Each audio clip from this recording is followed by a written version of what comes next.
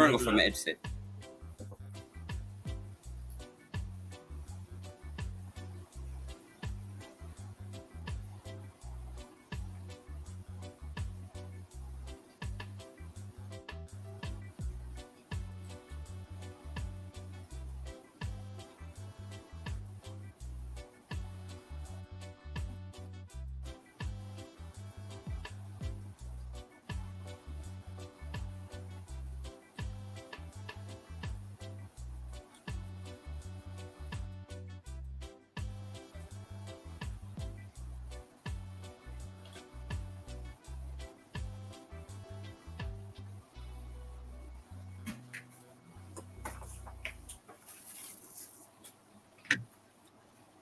Good evening, good evening, good evening, good evening. What a day, what a week. So much things. Bob would say so much trouble in the world. Welcome, my viewers. Welcome to another Sunday evening at the round table. Brother Das, good evening. Yellow. And I also want also shout out the listeners, the viewers, you know, and we have something lined up for you. You know, this is going to be somewhat different. Today we're going to have a blogger. She's going to join us, and we're going to talk about some damning information that she has uncovered. Brethren, how are you doing? I'm well. Not as good as this administration, but I'm well.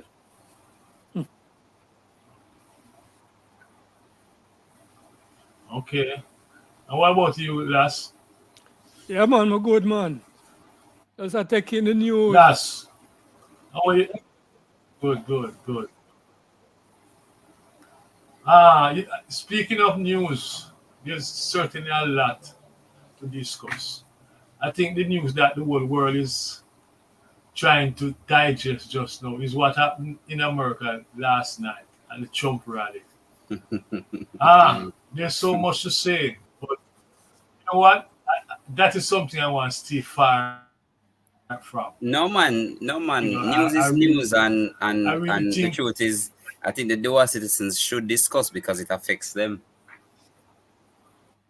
The diaspora should also discuss because it's literally in their yard. So and it's something that also, yes. So it for me, it's not a matter of that we shouldn't discuss, because we are economic and trading partners with the United States. So anything that happens there will affect Jamaica and Jamaicans.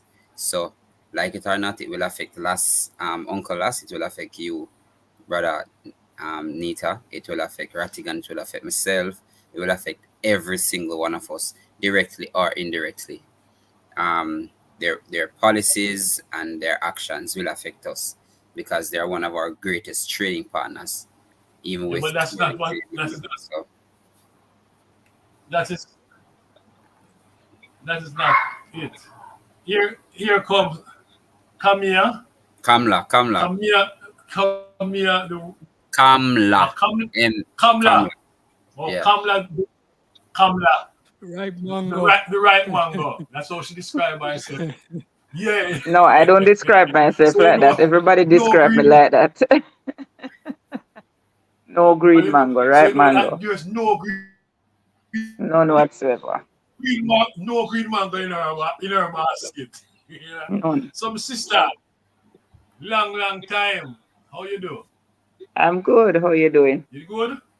Yes, I'm good. I'm good. We're just talking about what happened. Well, how am I doing? I'm doing wonderful. But you know, be careful. Mm-hmm. Because you know, in America, things getting topsy-turvy. And I'm telling you. My brethren Ishmael want us to discuss what happened, but He lives Yeah. No, in he Jamaica. lives. I live in He's in Jamaica, so yeah, exactly. I'm in Florida, so I totally get you. yeah. So I I ain't have to. talking about that. You Yeah, left that one day yeah, alone. yes. Because, Well, I want to congratulate yes, in everybody. private we can talk about it, but in this forum, I think everybody should congratulate about the incoming president after what happened yesterday. Me not have a word to say. Wait, When me come back at me yard, me talk. yeah. Now we need it, so them watching you. They watch everybody. Exactly. Me last, not have a word to last. say. What's your Yo, what's what's your take, bro? as to whether we discuss that Last, issue, what's your there's too yeah? much there's too much not known about that issue now to take it on. In my view, there's so much All right, investigation still very early. So, all right. it's a lot of things not So clear. so Yeah, left that alone. Left that alone. Leave that exactly. alone. So we're gonna leave. We're gonna leave. Yeah, we're gonna leave that and go to Jamaica Parliament and Integrity Report. Yeah, that sound more You like it. see, rather than the six going down, it's increased to eight now. Eight parliamentarian now suspected of illicit wealth. And it's a lot of arguments around that thing. What can you tell us? What can you tell us, Kamala? 'Cause you're someone who's in the knowing. What's going on? Well, I want to Do tell you we it's have not eight eight. individuals or It's more and than eight, because it's 11. A lot of people don't realize it's actually 11. It's just that because last year there was this big number of yeah, six, everybody took note, but nobody noticed that the year before there were two, and the year before that there were also two, and the year before that, 2020, there was one. So in culmination, there are 11. It's not eight. You understand? But people don't notice these little things. yeah. You understand? So because a big number of six come up all of a Oh, sudden, you know you're that is right. when, because the Integrity Commission has been putting out their reports. Remember, You know Andrew you're right. Holness. Yeah, I am right. I know I'm right. You're right. So Because really and truly, you have one. The first year it was one that was under investigation, still under investigation. The the second year it president was was two. actually one as well. Yeah, the third year it was two. The You know fourth year it you're right. was, yeah, the fourth year it was six, and then the fifth year there are two more. So in all is 11. But I could stick to the eight because everybody using the eight as a magic number. But I find it so I don't funny want to say because illicit eat though. I prefer the word enrich because the it enriched rhymes. eight, Yeah, yeah, man.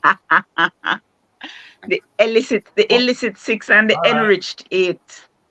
But nothing surprises me. And really and truly, when the Integrity Commission, the further they dig, the more they will find. And I wouldn't be surprised if you end up with Fatima. since you look at the 49 of them, the fabled 49. Because um, really and truly, some of the things that these people, they're so bold with what they do and what they say. And they look for it's like nothing stops them. They look for every means and ways to, I mean, fight to just use the money, use people money, use the country's money. Just look at, I'm not sure if you are aware of pictures circulating where the doctors have been complaining about the meals they receive at the hospital part of the reason why during we brought you burial. on because No, you're no. actually a nurse, so you can give No, first-hand I'm not a nurse. experience. I'm a physiotherapist. I'm not a I'm nurse. sorry. I'm a physiotherapist. That's Um, okay. I'm not a so healthcare professional. Mhm. you know of the healthcare But profession, so you can definitely, speak having from worked in past public experience. and private. hmm But Yeah. definitely, number one, to give to commit to doctors that they should come to work during a crisis like that when they are needed really. Commit to them that you are going to feed them. You compel them to come to work and tell them that you will provide meals because obviously they can't go and get their own meals during a storm. And then to give the doctor them stale bread and stale cheese or crackers and stale cheese don't make no sense to me. I've never seen this before. And we've gotten word, basically the post that was made on the social media. Yeah. It happened. Patients complain that they also got the same thing. Imagine being a sick person in hospital, you can't go nowhere, and then carry crackers and cheese come give you when you're hungry. You understand? But what mystifies all of us is the fact that Carleen Smith, the wife of Derek Smith, former member of parliament for Northwest St. Andrew, got a $2.1 billion contract with Southeast Regional Health Authority to provide meals. Aside from her husband being a former MP, her son is a sitting councillor in the KCMC. You understand? So if this does not reek nepotism, I don't know what does. I'm looking for the picture. Just give me a minute. I'm looking for the picture to show everybody. Mm-hmm. Yeah, You were asking me for some pictures, but to tell you the truth, Ishmael, being where I am, it is so hard for me to navigate everything in terms of my time. And I mean, when you were asking me yesterday, I had made a 3-hour drive. Say when me they spread out, so you have to drive only go everywhere. Yeah. And from morning through me sit down so long and drive me back and kill me. You understand? So it's been a rough. Me not pressure you. It's alright, man. Me not pressure you. Yeah, man. So, we saw where there was a contract signing exercise with her son, Dwayne Smith, who was standing in for her, I presume. But he was there present. I don't know if he's part owner of her company, but the company name Carleen Smith and Co. And her Carleen don't smell like regular Carleen, Carlene, anyway. You can't mistake. She have a very unique spelling of her name, so you can't mistake it. That is she. You understand? I did some digging into it and I realized that the company seemed to have been recently formed. I'm not sure, but last year, shortly the contract was signed in November, and shortly before that, there were advertisements in on social media and other platforms for dietitian, chef, assistant chef, and various other professions needed in a kitchen. So it gives the impression that this company is newly formed or newly expanded to accommodate this $2.1 billion contract that she received. Now, when I spoke about this on my show, on my platform, which airs at 7:30, I spoke about it on Friday evening, and somebody in the comments said that her company also had the contract for their canteen in their ministry. So it seems to me that Carleen Smith has gotten several government contracts to provide meals. You understand? But I'm saying no. When are they going to stop watering them own garden at the expense of Jamaican people? You understand? I don't understand. You know what I'm thinking about though, Kamla, Nita, and Lass, is the fact that help me out with this. Is that the same Dwayne Smith? Are you hearing me? I am hearing Yeah, you. man, I'm hearing. I'm trying to confirm if this particular Dwayne Smith was the same son of Derek Smith that was to take over the reins of the constituency. Yes, same one. The finance minister Yes. is, why this feel to me like a payoff? Probably it is. I don't know, but it is very suspicious. Okay. I just wanted to make sure that it is or isn't, because I'm moving around, so I'm going to turn off my camera for a minute, but I'm still here. okay. Yeah, I'm trying to sort out the thing. You're hearing me though, right? Yeah, man, I hear you. Okay. Yes, we are in I it. hear Yeah. you. I just Go ahead, Ishmael. Uh-huh. What yeah. So that's what's it happening. seems like Also, something that Kamla forgot to mention is the fact that um the doctors were asked to do long. When I say long, I mean extremely long hours, Yeah, but they and couldn't leave because of like hurricane. So 36 once they hours. committed to, yeah, but once they commit to work, they have to stay You because want it's me a to hear say hurricane. but me get to understand so that is a custom practice for them to do all 24 hours or 2 days of work before them got them yard. Custom. How can that be the custom practice? Me not understand. That may I You know, in try. certain jurisdictions, that's illegal, right? For somebody to in healthcare to work for such a protracted period because, I mean, they are human beings, and after a while, the brain gets tired, and you make mistakes when your brain is tired. I mean, this is not That's what I'm rocket saying. science. Can So, me not understand. Me really not understand. But well, I then again, understand they're trying to cut costs.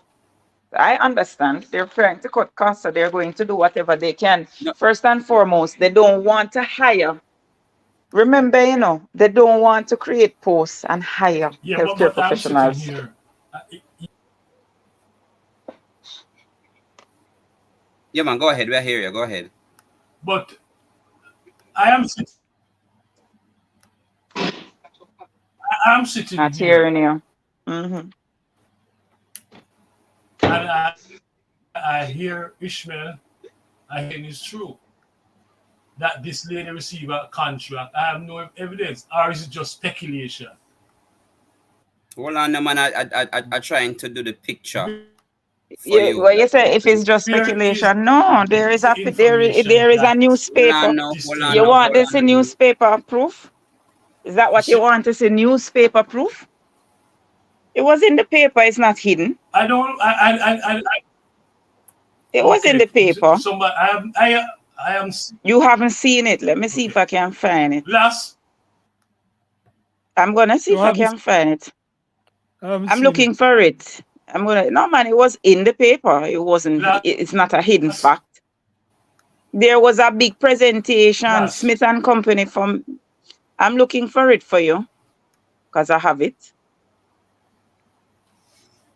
where they put the whole thing together. See, somebody post it up here. I don't know if you can see it Ishmael, on I don't know if you can read it on that. That's on can Twitter. can you push it up? Bring it up.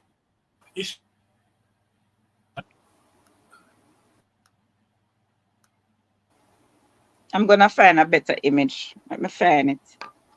I'm gonna find a better Ishmael. image for you. Are you seeing it? I'm sharing the picture. Are you seeing it? No, No, No, I'm not. No, You're I'm not not. seeing it. All right. No. I actually I'm have the finding the. share screen. Um, All right, I find it from mine. I don't know if I can see it from I my type phone. screen. You can read it from my phone. no, I see. What? Where I'm was it in trying the to. Gleaner? This is on the JIS website. All right. So it's a so I'm sharing Sarah, my screen now. okay. But Is I'm just telling you what it says Yeah. before you say it. It says Sierra Inc.'s 2.1 billion contract with Carlene Smith and Company for meals. And this was published. This was Okay. released on November 6, 2023. And this is on the Okay. Sarah dot, you can look for it on the Welcome. sarah.gov.jm website. So it's there. Okay. So it's not like we just made it Can up. you do a summary? All right, I can read it for you. Ishmael, can you do a summary? So Yeah, basically do a there's a summary. picture. Yeah. All right. So And Mr. what the Wentworth Charles, board chairman of Sarah. I'm telling you, I'm giving you the information now. So Mr. Wentworth Charles, board chairman of Sarah, hands over a 3-year contract agreement valued at yeah, go ahead. Go 2.194 ahead. billion to Mr. Dwayne Smith, who is the same person, Chief Executive Officer. So Dwayne Smith is the Chief Executive Officer, actually, of Carleen Smith and Company for the provision of meals at the Kingston Public and Victoria Jubilee Hospital. During the official contract signing, Monday, November 6, 2023, inside the conference room at the corporate office. All right. So is Dwayne Smith, who is the CEO of his mother's, the company named after his mother. All right. So that's even worse because Dwayne Smith is a sitting councillor, a sitting JLP councillor. You following me? I put it up, but I'm not sure if Yeah. everybody is seeing it. No, we're not seeing it. I'm not seeing it. Make me moderator. Nita. Probably that's the only way I can show everybody. Last. Yeah. There we go. There we go. Are you seeing it now? Okay. Yes, yes, All yes, right, so yes. this Show was it. You have the you I'm not seeing it. do you have the do you Are you have not the seeing it now? actual the No, man, this article? Do you have a That's screenshot the of the presentation. article? Yeah, The picture. That's the picture. Share the article itself so they this was can a see picture the of them article. signing with Southeast Regional Health Authority. This is a picture of them actually receiving the MOU for the Right, money. the contract. Okay. But do you have a picture of the article, And the Ishmael? Okay. I should, but let me find it. The Sarah You article. want me to send it to you now? Please send Because it I to me. can screenshot it and send it to you. Yeah, man, send it to me. Let me show them because And the contract worth how much? Two, 2.1 $2.1 billion. billion over 3 $2.1 years. billion dollars. Wow. Yeah, man. You know, I'm going to It's say so something, funny. and Go ahead. it may sound a little bit controversial, but sometimes I understand why young people say it pays to be immoral. I have Go to, ahead, Ishmael. no man, I have to say that because we there and me I bust my neck for be a upstanding citizen. How you doing, Patrick? Exactly. And I'm sure others are. I And sent it to you, Ishmael. okay, and I am even trying to You're trying to do be a things the good right way. citizen. Yeah, I'm doing things the right way, and then because I'm a no next man, boom, 2.1 And they billion. don't have no morals. They don't have no Jeez. moral I see compass. somebody in the chat asking if there was a procurement process. I mean, Well, to be fair with the government, they do have something called in the Procurement Act but called preferential bid this bidding. particular contract we're talking about, Ishmael, Yeah, what I'm was saying that to you, was it a thing that it was and advertised and it got through the normal Nobody procurement procurement knows. process, selection we don't Nobody know. knows. and We don't selection? know. We don't We know. But Because don't know really. because with that kind of connection, it it creates a lot of red flag, as you know. But as a sitting councillor, Yeah. the fact that his company can get this kind of contract is crazy. And he's a sitting councillor. He's a sitting councillor. yeah, But you see, the that's We that. bottom line is them not really care about what people think, So we need to find out whether that thing was advertised and I mean how many people applied for that contract and how it landed in their hands. Yeah, but last, what I'm saying to you is that there is something called preferential bidding. So there wouldn't be the regular procurement process. They would just choose who them want, sort of thing. That's what I'm saying to you. okay. Yeah, man. There is something called Oh. preferential bidding. So Sometimes you wonder what's the whole point of all of this. See? People them mash work yeah. properly, man. Properly mash work. So yeah, so that is what No wonder they want to shut up everybody. Exactly. Want to shut down people platforms like these and Exactly. social media, because Because everybody is I spreading, mean, because once you talk about them, they say that is lie. Whether it's truth yeah, or you're not supposed to criticize or condemn. So once you criticize or condemn is lie. not even So criticize funny. and condemn. You don't even have to get that far. You just have to ask the question. That's right. Yeah, That but is it. so it I mean it's very important for us to show people these things because But I'm not sure if you're seeing it as well. Can you see it? Can you see it? my bigger No, we're not seeing We're not worry is seeing anything. not that, anything you know. yet. My bigger worry, yeah, Ishmael, hold a minute, Ishmael.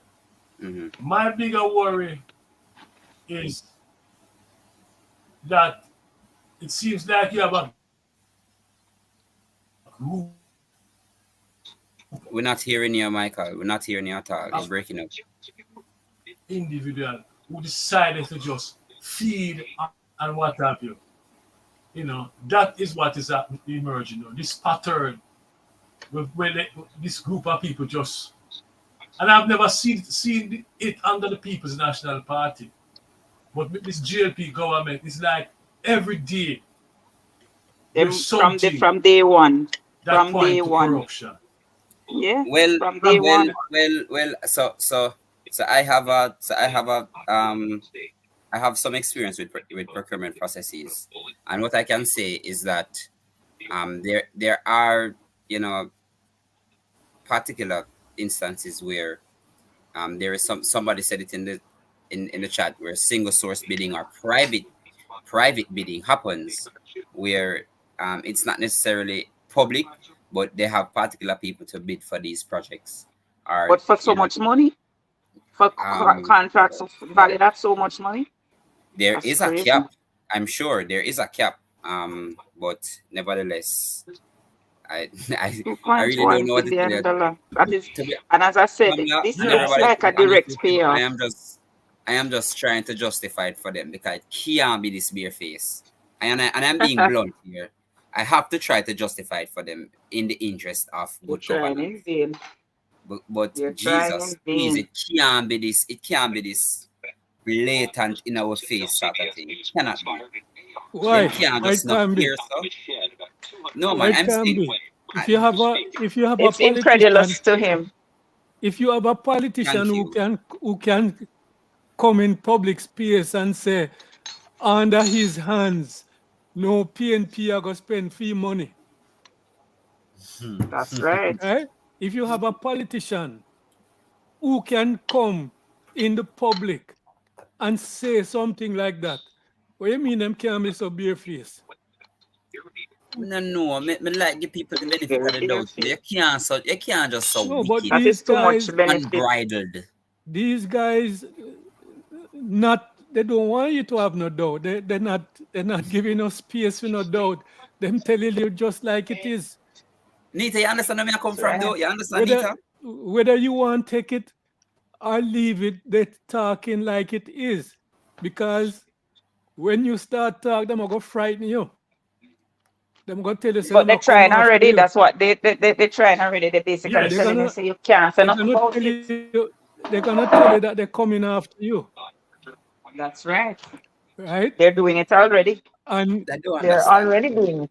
you're supposed to shut up and let them do what them do best. Because it seems Is it? like corruption is what they do best. I Okay. think the families just a rip and rob left, right. Yeah, the family have to I feed the mean, family. um, Well, I also wanted to make mention I don't think of this perception of what is media these days in terms of accuracy in the public space, because I cannot understand um how I learned journalism in school is it may move because you have a lot of moving parts, but there isn't one single source of accurate media. Sorry, and there never has been. So for any administration to come and say only these particular sources of media are accurate, I But who find it gives them the right to say that?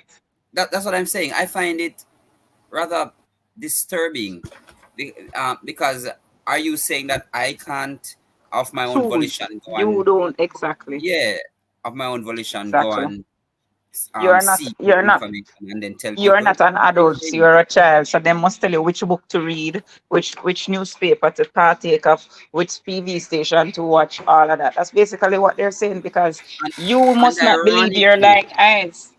and That's what they're ironically, basically saying. there is such a thing as the Broadcasting Commission that regulates this industry that we call media. But the And broadcasting commission is no toothless. oh yeah, that too. So I don't understand how somebody can say, all right, listen to these particular sources of media like the news networks and the traditional media, and then them a make so much mistake. That's the point. Them a make God so works much in mistake. mysterious ways. How can you see a report that come out and say two members of parliament are two um um reg- elected members are being investigated, and you deduce say a 4 minus 2, a four, or 6 minus 2, or whatever the maths them try work it and them come up with the fact say a two people now. I Bec- don't understand it. Can I explain to you? Please. All right, first and foremost, the government made the mistake. And that is why the House Speaker decided to publish the report, table the report in the first place. You think if she did know, say, it's two new one, she would have tabled that report? They misinterpreted that report, decided that they were going to table it, put out them wrong news to the media, and the media ran with it. That's Because actually a journalism, journalism in Jamaica is not about going to journalism school and being fair and factual anymore. It's about political activism for the government to see who can score brownie points because they want big job. Because when you look at some of these media houses, they're feeding trees for the government agencies and ministries. You mhm. find that these so-called journalists are getting hired to head communication department, and so them getting all of so it's about what they can get out of it. And not only that, he who pays the piper call the tunes.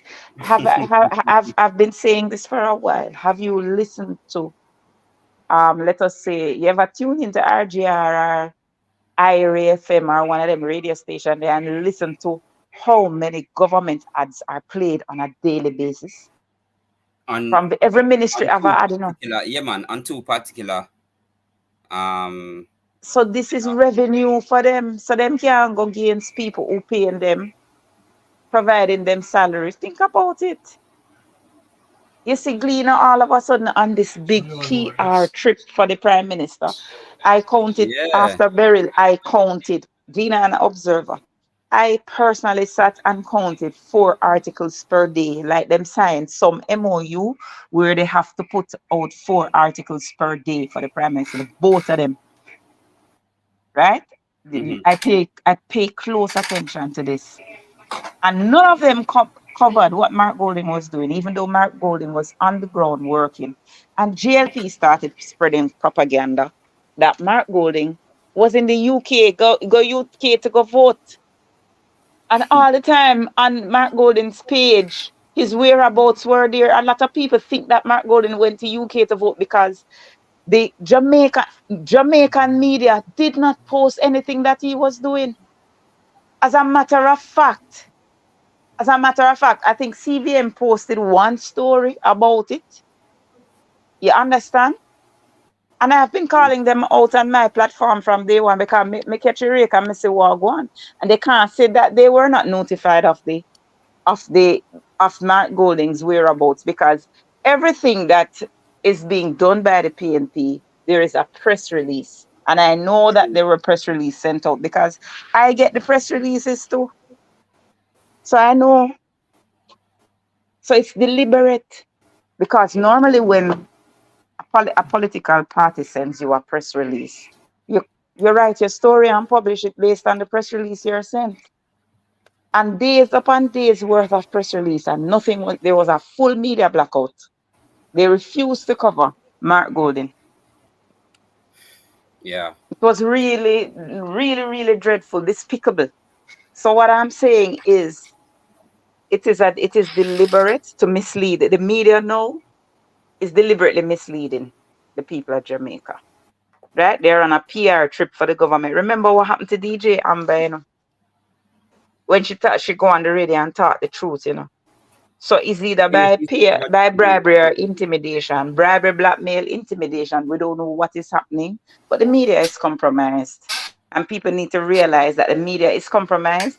And this is What why happened? there's such a proliferation of social media bloggers who are out there, because we realize that the media is not telling the truth and we have to tell the truth for them. What I want to find out, has anybody like in the Ministry of Health or from this Carlene Smith company come out and said what happened, why the doctors and the patients were not properly fed during that period of time that the not hurricane that was? I know of. Not that I know of. Nope, I, no, not no that I know of. explanation, nothing. Ironically, how this actually came to be an issue, you know, because this MOU was actually signed from November. This came to be an issue because a doctor posted what she got in a plastic box to say that this is food just before she started her 32 or 36 hour shift. So because of this, Just before or during.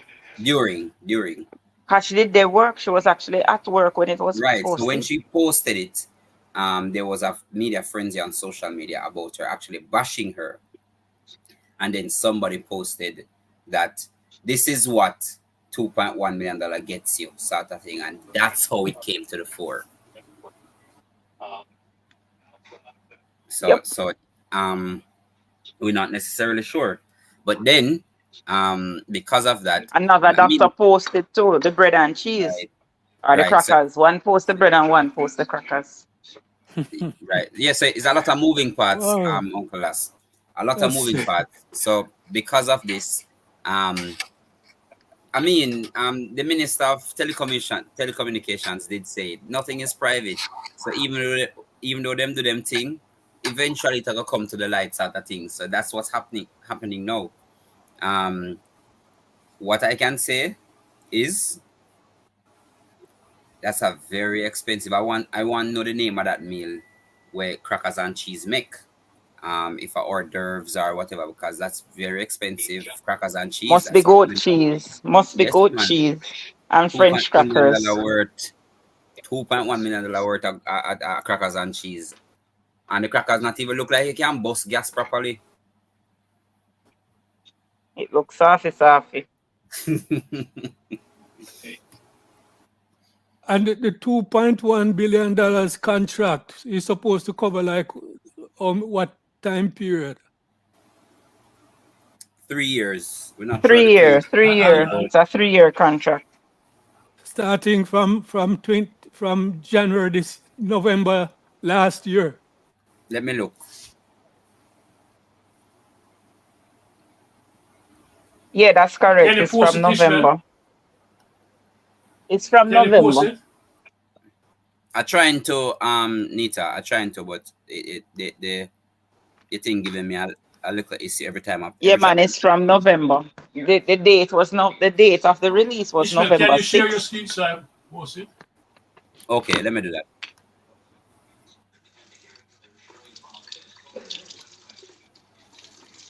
Let me do that. No.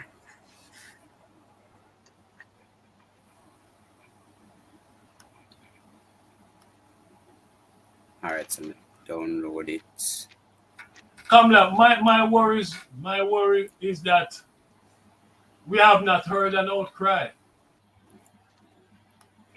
There has been an outcry. It's just that it About don't take root yet.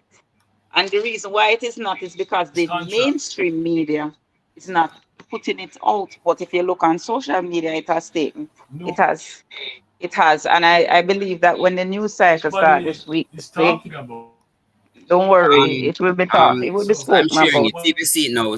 See if you see it now, Nita. I'm sharing it. See if you see it now Nothing as yet. on the screen. Nita has to put it on the screen, not me. Oh,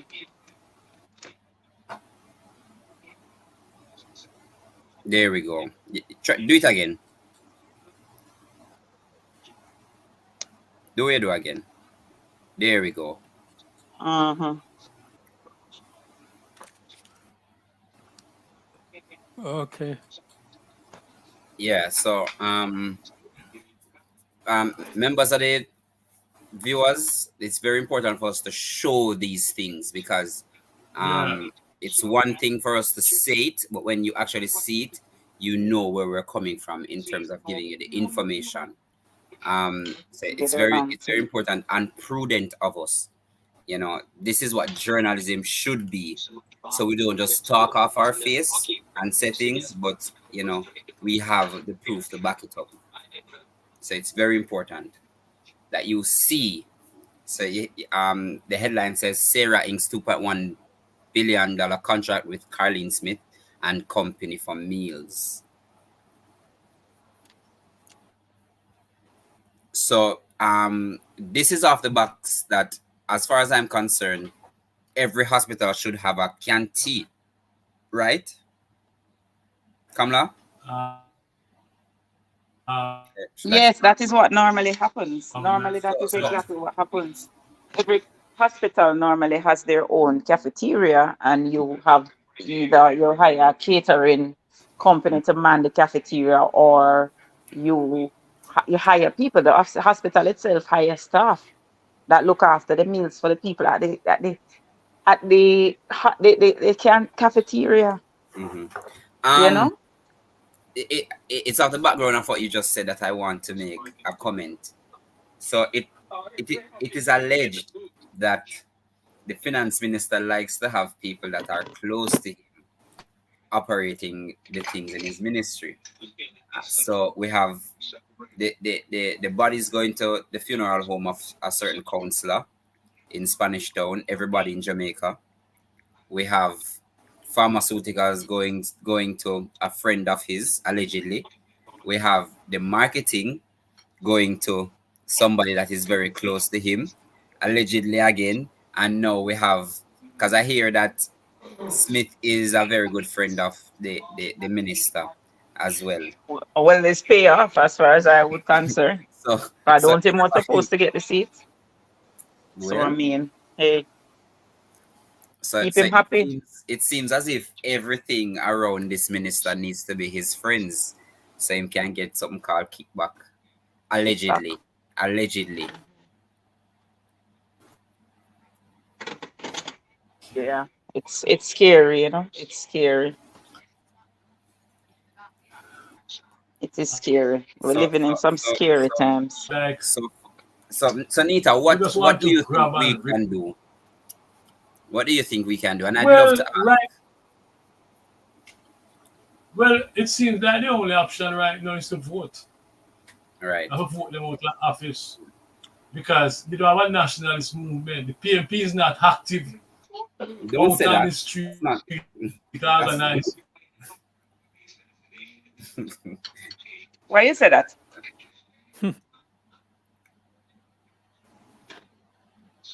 Nita should ask you Well, why you said that. what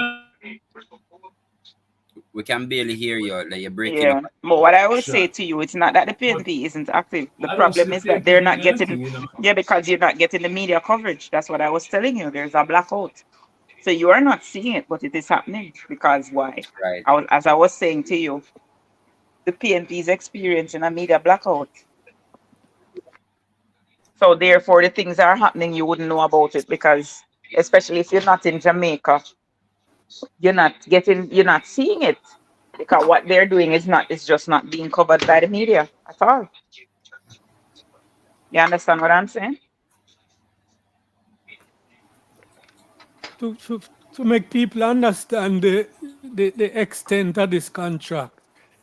The great herb has arrived. What is the what are the hospitals or what parishes does the Southeast Regional Health Authority covers?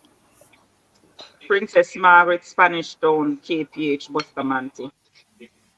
So that's what Four five or five hospitals. hospitals. Mm-hmm. Mm-hmm. So, Um, and um, and Go ahead, sir. Let's and finish. this and this contract was awarded in the way it was awarded for all five hospitals. Yeah, That sounds disgraceful to me. it is. That sounds that's disgraceful. If this So, is the way, mhm. if this is the way major contracts like that is awarded, I, gentlemen, that, I that's want to crazy. bring in Herb and Patrick into the conversation. Mhm. Give them the rundown of what we just we were discussing and what Last, we. I want to bring Well, Herb and Patrick into the conversation. See? you're talking about the contract recently awarded Yeah, to this Southeast Regional Health Authority, correct? Yeah. Yes, yeah.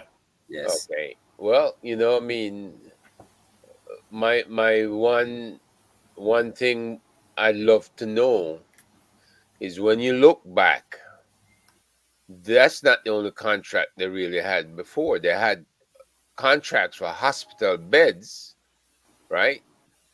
$70.89 million contract with Advanced Procurement Limited for their supply and installation, 175 new hospital beds. Now, how many Can you send that to me so I can put hospitals? it up for everybody to see? Um, uh, Mike, I put that in our chat. Okay, okay. I can put it out there, right?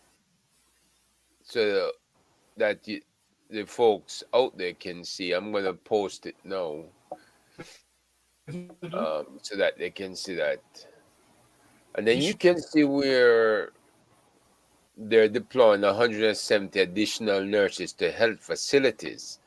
So if that was intended to fill the gap, the shortage gap that's out there, they didn't make much of an impact.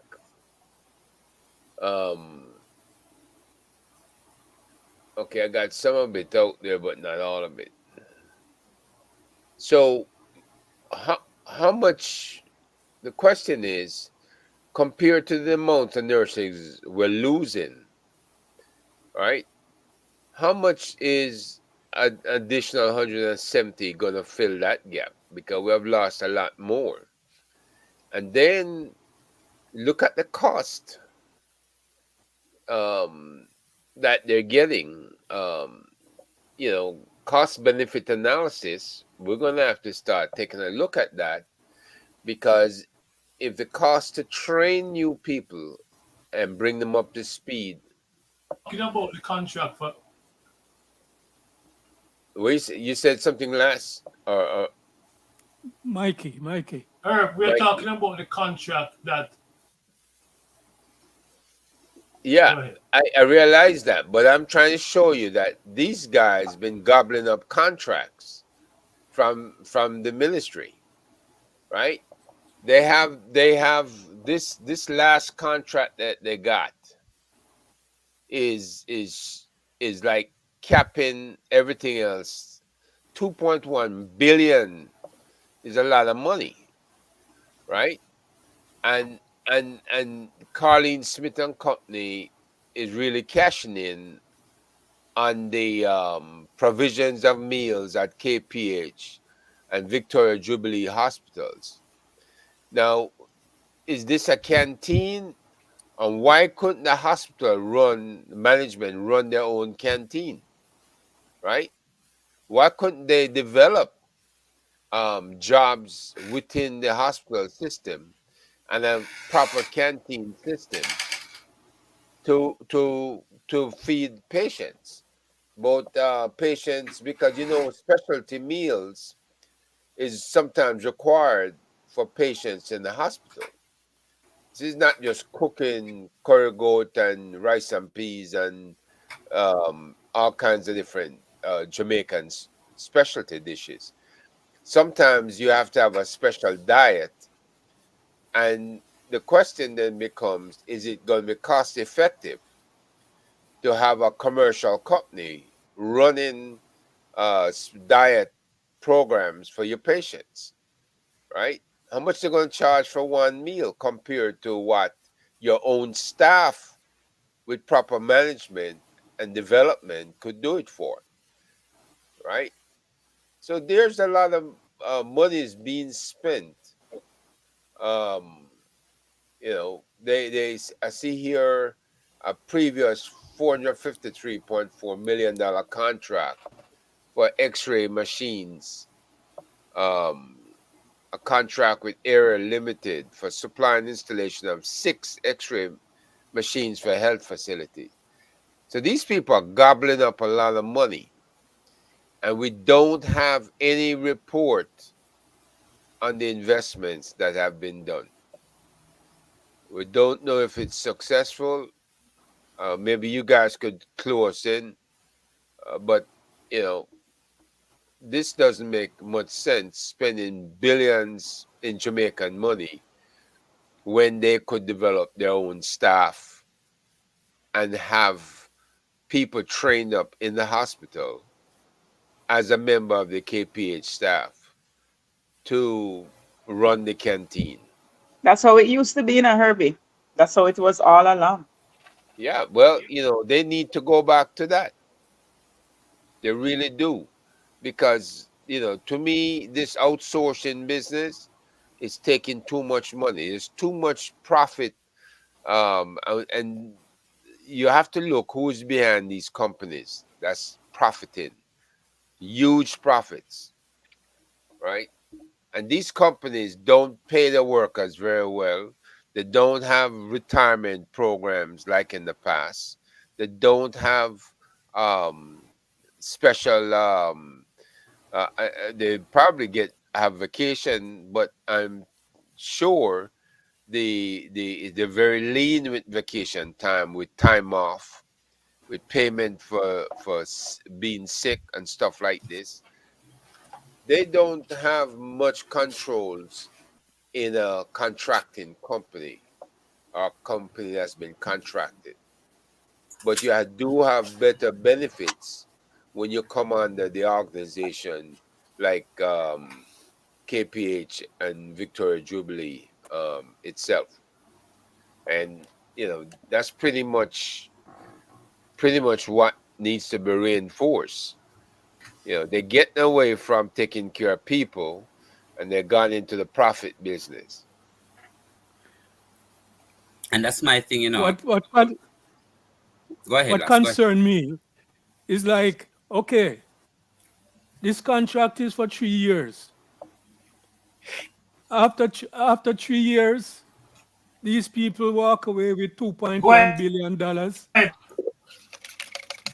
What kind of structure Issue. is left there for somebody else getting a new contract? Is there any cafeteria structure or infrastructure left there that can support the hospital with dietitians, with whatever? Yes. You know, the Let me nature, we answer need that. to know the nature of these contracts. Let What me is answer there this. to improve the, okay. Let me answer this. I worked in the hospital system, several hospitals as a physiotherapist from in the late 90s up into the early 2000s. All the hospitals are equipped with cafeterias.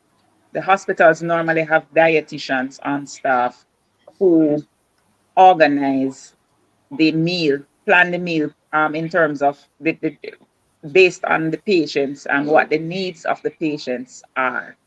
All of this was done in-house. The hospital, Sierra, has, just like how them have physiotherapist, nurse, doctor on staff, them have dietitians on staff too. So it's, for the life of me, I can't understand now how it is that dietitians are now being hired by this private company to provide meals, which are no meals, which is no crackers and cheese and stale bread and cheese.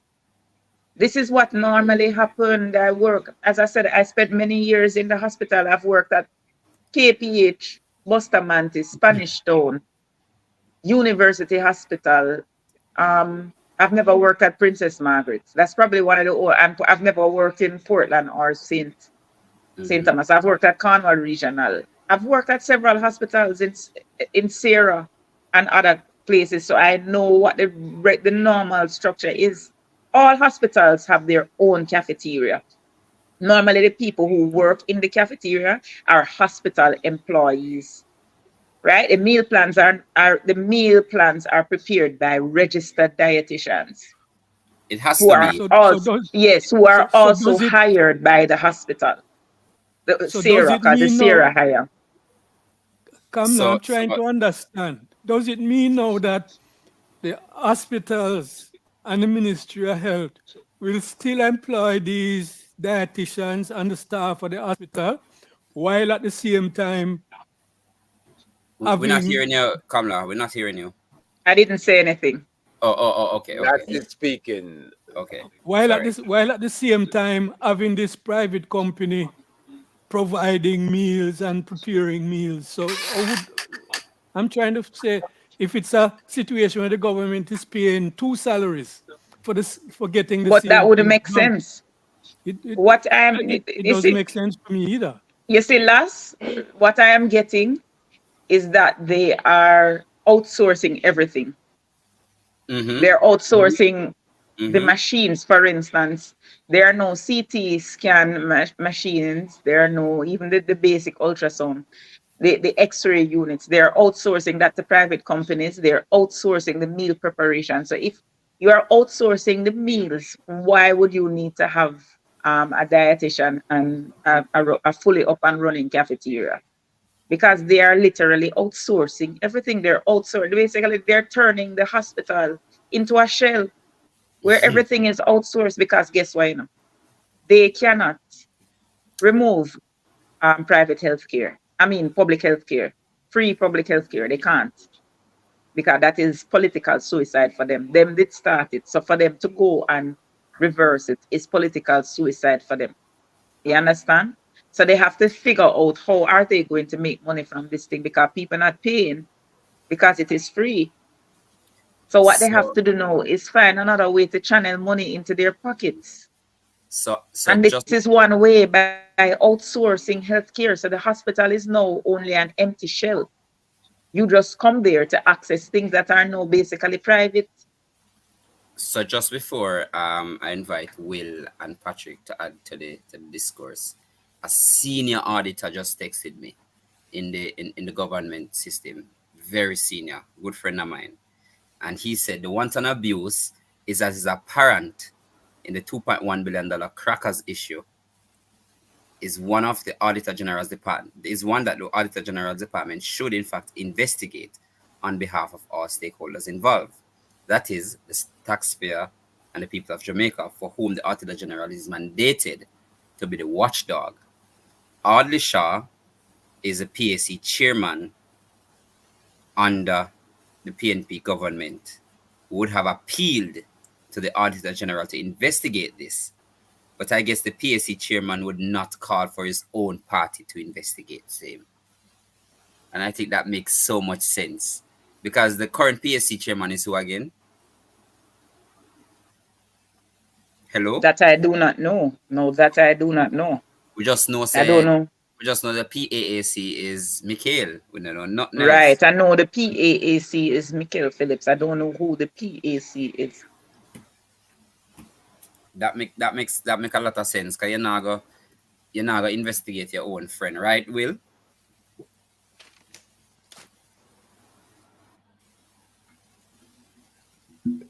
Yeah, man. Blessings. All Good right. evening, everyone. I'm going to yield to Patrick. I'm going to just join the conversation. All right. So, not try to Go ahead. follow up. Patrick, big up yourself. Herbalist. Yes, yes. Oh, yeah, Greetings, last greetings, everyone. Anita and everybody. Yeah. Yeah, man. Um, Hey, Respect, Will. respect, Will. Hey, what you say? Come down, everything. All right? yes. Yes, I'm good. I'm Let me good. cut I'm with good. Hurricane. Let me cut with Beryl. I've been in Florida from before Beryl, so Oh, it didn't. well. God. I'm Good. fine. Everybody fine down there though. But I mean, I've been here. I've been in Florida for a few months. But you know, I told you. You in You look Florida? I like you thought this, forget. Yes, man. I tell you. I was my things are going on in my life, you know. It's not trick me That's enough. all Tell right. things. Tell Yeah. me But me about all it. herb. Me fight Me behind. and you. I Me fight and behind you. herb, you Cause know. me and get them too. Me and get I them too, fight behind love. herb. Because herb You back have to hide box. behind her. I don't know who I go in hide behind because you must see my bottom because my bottom is very big. So I don't know who I go in hide behind. Say what on nanny. To rot it. Yeah. Yes, sir, Pat. Well, here's the thing now. There's a old Jamaican saying, "We're gone by the morning, can't go good evening." If things start out on a basis of poor management,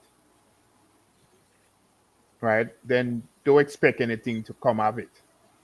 Anything positive, that is, to come of it. Fact of the matter is that when it comes to running an hospital, right, it requires proper administration. And proper administration means the two principles that you're operating on is proper accountability and proper responsibility.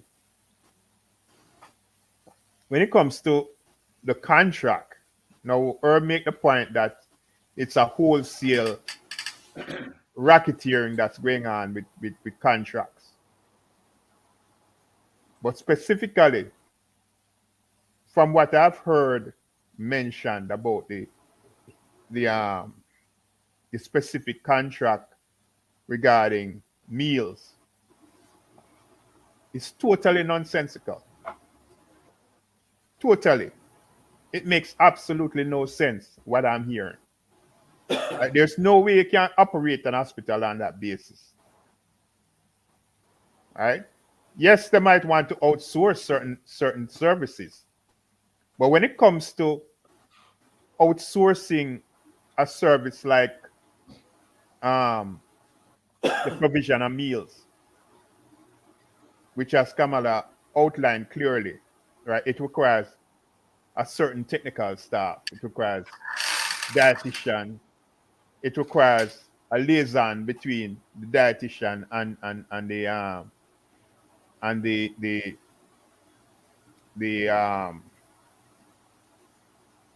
the patient population at any given time, because it requires certain, it begs for certain standards to be met as it pertains to the procurement of meals. So this kind of ad hoc way of providing meals and providing just about anything, crackers and cheese or whatever it is, right? It's totally ridiculous. That cannot be outsourced the way I'm hearing it's being outlined. And outsourcing means that it has to be done where, okay, the contract with a company to do it, but they're still doing it in the hospital. It's just that they are running that section of the provision. They are running the cafeteria. They're running the whole aspect of procuring meals and so on. But the administration remains the same in terms of proper accountability and proper responsibility. Nothing else works.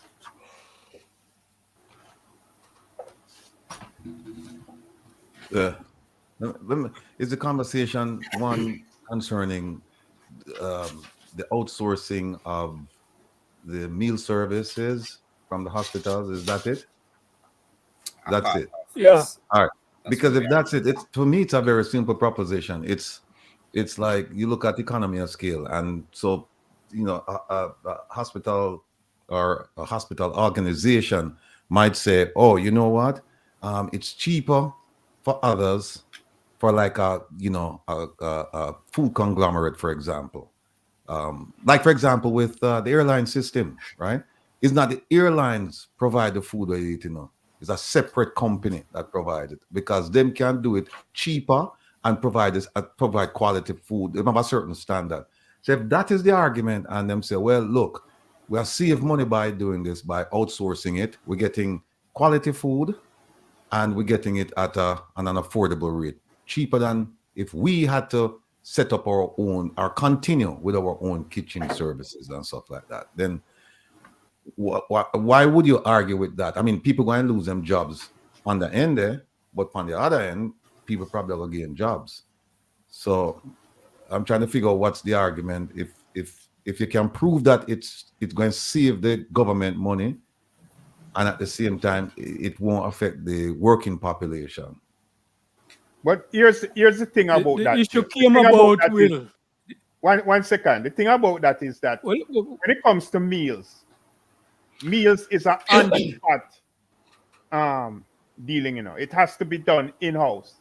It can't be done outside and brought in when it comes to meals, right? Because in most instances, you're talking about hot meals. You're talking about particular specialized meals. It's not just anything. It's not like you can bring it from a restaurant and bring it to the hospital. No, when you're assuming they don't do that. You're assuming they're not doing that. When I talk about Patrick is where they have a contract, they outsource it to a company, but the company would bring their operations. Yeah, that's what I'm coming to. Okay. That's what I'm coming to. Because what happens in an instance like that is that when they're gonna outsource, right, it has to be to a company who has a track record, right, of dealing with these specialized situations. It can't be just anybody, because it is one of those areas which is, like I said, different from running a restaurant or running a regular food service. Like I said, it requires dietitian. It requires a certain coordination between dietitian and patient management and so on. It's not something where somebody just bid for a contract and you give them a contract, right, for them to prove themselves, because we're not looking. We're talking about people's lives here. Right? But let me tell you something. I just want to say this. When I was investigating all of this for my show on Friday, this company, Caroline Smith and Company, put out an ad requesting workers that was posted on several platforms on November 2 of the same 2023. They were advertising for dietitians. They were advertising for chefs, assistant cooks, butchers. They were advertising. A matter of fact, let me find it right now. I'm going to find it right now, because when I was doing my research into this company, that's what I found, that they were actually advertising for these for these positions a couple of days before this announcement was made. But who is this company? How long have they been in operation? What have they been doing? What is their track record? Nobody knows. Nobody knows. That's the point we're trying to make. So it seems as though this company was formed just to get this contract. This seems like here you go, Caribbean Jobs. I'm gonna read it for you. This seems like a certain company that was incepted the 1st of the 11th. All right. So vacancies. I'm gonna read it. This is posted to CaribbeanJobs.com. Multiple vacancies: assistant dietitian, chef, junior chef, prep cook, butcher, sanitation and scullery attendant, right? And it was posted on the 1st of the 11th, 2023. Multiple vacancies. Our client, Carleen Smith and Company Limited, with caterers, is seeking to fill positions of the same ones I just listed. Assistant dietitian will play a crucial role in supporting the development and implementation of dietary plans for hospital lunch rooms and patient meals. The ideal candidate will have a strong background in nutrition, excellent communication skills, and the ability to work collaboratively with a diverse team. You understand? And then it lays out the responsibility, and it lays out the requirements, right? So the person needs to have a bachelor's degree in nutrition and or dietetics, food handler's permit, registered assistant dietitian certification, or eligibility for registration. So these people were hired when the contract signed, because the contract was posted on the Sarah's website on November 6th, and this was posted. This vacancy was posted on November 1. So in other You words, understand? it's totally brand new staff you're talking about. It's not staff that have been Yes, working or anything like that. exactly. That's the point I'm trying to make. And I made sure to read what they were looking for in their employees. So you could see that they were hiring the people just to cater to these hospital lunch rooms. It said that. So this is a So brand new it's saying, what operation, it's it's a saying is brand that new setup. it's not like the government saw that this company had a track record like Patrick talked about, or the ability to carry out the functions of the contract and hiring them on that basis. The government give these people a contract to form a company That's right. and Exactly. carry out the functions in the hospital. That's right. That sounds disgraceful, man. I'm curious, Kamla. Mm-hmm. Are you able to find out who are the senior officers or owners in that company? We actually already did Carleen it. Smith. Dwayne Smith. So what the same article, right, has a picture. I don't know if Ishmael can put up the picture, but the caption on the picture says, Mr. Wentworth Charles, board chairman of Sarah, hands over a 3-year contract agreement valued at Mhm. 2.194812 billion to Mr. Carleen Smith, Dwayne Smith. No, to Mr. Dwayne Smith, Smith, second chief right. chief executive officer of Carleen Smith Carleen and Smith Company for the provision of Limited. meals at the Kingston Public and Victoria Jubilee hospitals. So it's for 2 specific hospitals that he got this contract during the official contract signing. Wow. So So I this just is only for two. 2 hospitals. So it's not Jeez. this is crazy. So this contract isn't even for the entire KCC, you know, Sarah, you know. I remember now, Sarah covers St. Thomas. Food expensive, man. That's a food It expensive. listen no, it Sarah covers St. Thomas, St. Kingston and St. Andrew, as well as St. Catherine. Spanish Town Hospital is a part of Sarah, right? Kingston and Kingston Public, Victoria Jubilee, Bustamante Hospital, Princess Margaret Hospital, but they have received this contract only for Kingston Public and Victoria Jubilee. $2.1 billion. Those So people it's should. baby mother giving crackers and stale cheese too. Let me Well, jump in and let me just say this, that I'll ask the panel a question.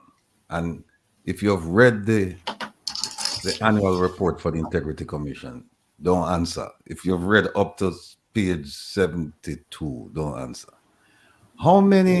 What's the percentage you think, and this is coming from the Integrity Commission, contracts issued by the government for the period 2022 to 2023, because we're in fiscal year 2024 now.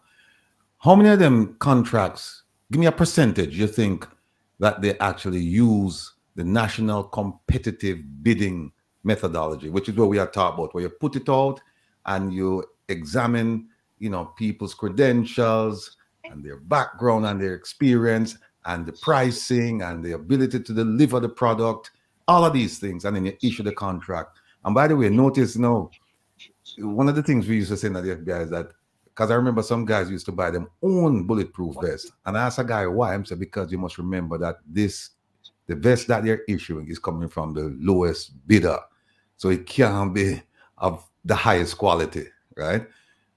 But putting that aside, what percentage you think of contracts were done through the regular bidding process? 0%. Less than 10%. No, man, it's higher than that. No, it's higher Less than that. than 10%. Higher than that too? No. 4%. Yeah, man. Well, that not far from zero. That not far from zero. But you see what me I said? What me I said to you is that this is par for the course. 4% This is how is zero Jamaica anyway. run. This is how Jamaica run right now, right? It's so what we have to do, we have to take some kind of action. The time for talk is over. We have to take some kind of, whether it's filing ATIs, filing lawsuits, filing complaints, like Kamala, based on your investigation, filing complaints with the Integrity Commission, right? But we can't keep talking about these things because we know what the issues are. And before we used to suspect and say, "Why am I think of this them are doing?" But now we have the numbers. We know what them are doing now. So Exactly. it's on us now. It's incumbent on us now to start taking some positive action, because the numbers, these numbers are coming straight from the anti-corruption agency. You And know, how many of them, how many single source, what the percentage of single source, where them just give it to one person. You know what the percentage of? The percentage of the contracts? That came out to 65%. corrected. 65%, there's no competition. Them just give them on a contract and say, run with it. And between that and them have something called restricted bidding, which is similar to that. It's still not Yeah, open bidding. we Ishmael was speaking about that earlier. Right. The restricted And bidding. if you add those, what the number? 65 and not try to find the other number. It's like it's high. It's almost the entire thing. Okay, it's 65 and 29. That's 80. That 94%. Corrected. It's really 94% of the contracts issued by government. Either single contract or restricted bidding. Yeah, 94%. This is very interesting. So why we have a Integrity Commission and Contractor General and all of those bodies, if they can't streamline force these guys into having a streamlined process of offering contracts to anybody? No, but it's there like is none of one in the these last organizations have any teeth to do anything. There is one. No, we have these organizations, but they're not. What are they doing to ensure that? I'm not saying that organizations we have. There is, in fact, the Procurement Act that is a part of the FAA Act. I can tell you about this act extensively, that speaks to how the procurement procedures should be handled, what exactly should happen if it is that somebody wants to bid for a particular contract versus if the government wants to award a contract, versus if it should, what should happen if it goes to public tender. And I'm telling you, everything over $10 million should go to tender. So much feedback. And I'm not sure who it was. Should go to public tender. Everything. So I don't know how them decide them are gonna just jump up and just award people contract. I don't know. Maybe them know something about the law that I don't know, and I'd love for them to tell me about that part of the law. But as it stands, there is in fact, and we can tell you, there is in fact framework and guidelines of how these things should be handled. It's just the wanton abuse of power why it's not being done that way. To just sidetrack just a little bit, because we're talking about corruption, right? Mm-hmm. And it's not only we suspect, and in some instances, I think we have the evidence. Herb can attest to this, where we have government officials. We're talking about parliamentarians now involved in acts of corruption. But I have very little confidence in the anti-corruption agency to bring these culprits to justice. I have very little. And I'll give you one example. And I highly encourage all of you, if you have the time, it's easy reading. Just read the annual report. This one and the one last year, but start with this one because you're gonna be surprised some of the things you find inside here. Because one of the things is that the numbers them not add up. Them numbers not add up at all in some critical areas. But I want to read you one thing, right? How the people manipulate the Integrity Commission Act of 2017 and go around it. And if I were advising, I tell you right now, with the little knowledge I have of that law, I can advise politicians how to get around it, navigate around it without just skirt the law. Them can't touch it. I'll read this to you. This is from the chairman, Seymour Panton. Last paragraph of his remarks. He said, I urge, no, that's not it. It's three. All right. He said, I do not for one moment query the veracity of declarants. So I'm now questioning the truthfulness of the people who have filed them statutory declaration. And he continues, but I have noted that the Director of Information and Complaints has received responses indicating gifts having been made by individuals who have died. These gifts are without a paper trail. And of course, the donors are no longer able to verify same. It is perhaps something worth watching.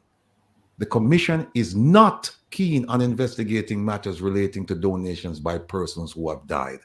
Now, you're the anti-corruption agency. You see a pattern and practice of this where people are show up with 20 million, 30 million, 40 million. Where you get this from, boss? Why, John Brown gave to me. Where John Brown dead. Okay, all right. No problem. We have no paperwork because we know it's not real property because real property going to have a title, a deed, and all of that stuff, so you can trace it. But for the Commission to say we are not keen on investigating these matters, them know people are do this. Additionally, in the act itself, it says as a parliamentarian, anybody can give you a gift of up to 100,000 Jamaican dollars, and you don't have to report it. It goes on. If you get a gift, regardless of the figure, the number, if it's coming from a family member, you don't have to report it. What? Wait, yes. Let me find it and tell it, give you the section. I mean, when you read them things, it make your blood boil, and you say, what the hell is going on with these people? That's crazy. There is It's right so. It's a subject to subsection 4, any parliamentarian or public official who receives a gift. Can you send it to me so I can put it up? Maybe, let me tell you what that. You can pull up the Integrity Commission Act of 2017. Just pull it up and go to section 40. Then people are get with murder, man. The law, I mean, I maintain that I've never drafted legislation, but I've read legislation a lot, and seeing this, I know I could. 2017 or 2018? It's 2017, the Integrity Commission Act of 2017. It was passed in 2017, but the agency was established in 2018. And just go to section 40. All right. So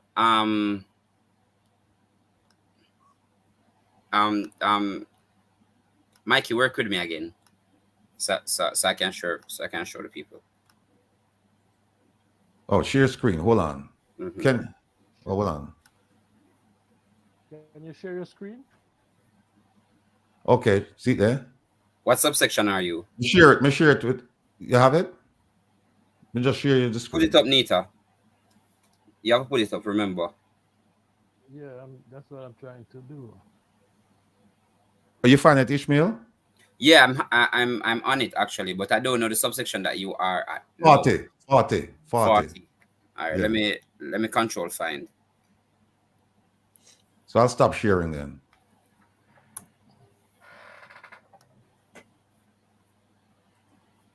I can tell you there's another section where you were Page talking. 40. No, man. Section 40. Will, Yeah. there's another section, the contract monitoring unit, that's in that report. Mm-hmm. It says, on the whole, government contracts are awarded on merit and are completed within time and budget. Nonsense. Value for money is also often that not achieved, notwithstanding. That's There are true. instances where poor procurement planning, faulty preparation of bidding documents, poor contractor performance, and a lack of vigilance on the part of procuring entities in the project management phase result in cost overruns, delays, and values for money not being achieved. Right? So, with that in mind, you have to then look at the contract that these people signed for $2.1 billion for 2 hospitals, right? To see if the contract was properly written, outlined, and awarded. In other words, was there another company out there already in a position to Nita, please look if you see it now. compete in the bidding process? And if there were, then they could challenge the award of the contract to these people. And that even includes diaspora organizations, diaspora companies.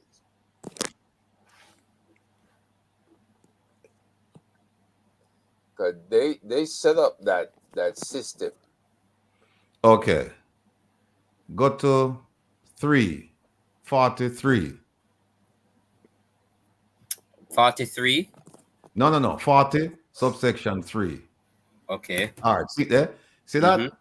It's a subject to subsection for any You parliament. can zoom it. It can zoom up. Yeah, man, carry it up so we can Yeah. remember. So somehow we have to read with glasses, you know. Any parliamentarian or public Is everybody official. seeing it? Is everybody seeing it now? Comment Clean the section. Tell me glasses. if you're Make seeing it. I see the make I clean Yeah, the man. glasses them and try Yes. to read it. Comment section. Read it. Are you seeing it? Comment section. Tell me. All right, read it. We're seeing it. No. It's a subject to subsection for any parliamentarian or public official who receives a gift which exceeds in value the amount of $100,000 or such other amount prescribed by the minister by order, and the minister hasn't ordered a change on this, shall declare the gift the item specified as item 14. So anything under $100,000, you're not required to report. And then look at 4. It says subsection 3. All right. Say okay. Does not include such gift as may be prescribed or any personal gift that is received by a parliamentarian or public official from a relative of that parliamentarian or public official. What a crying shame. This is crazy. This It is funny crazy. It is funny. It's funny.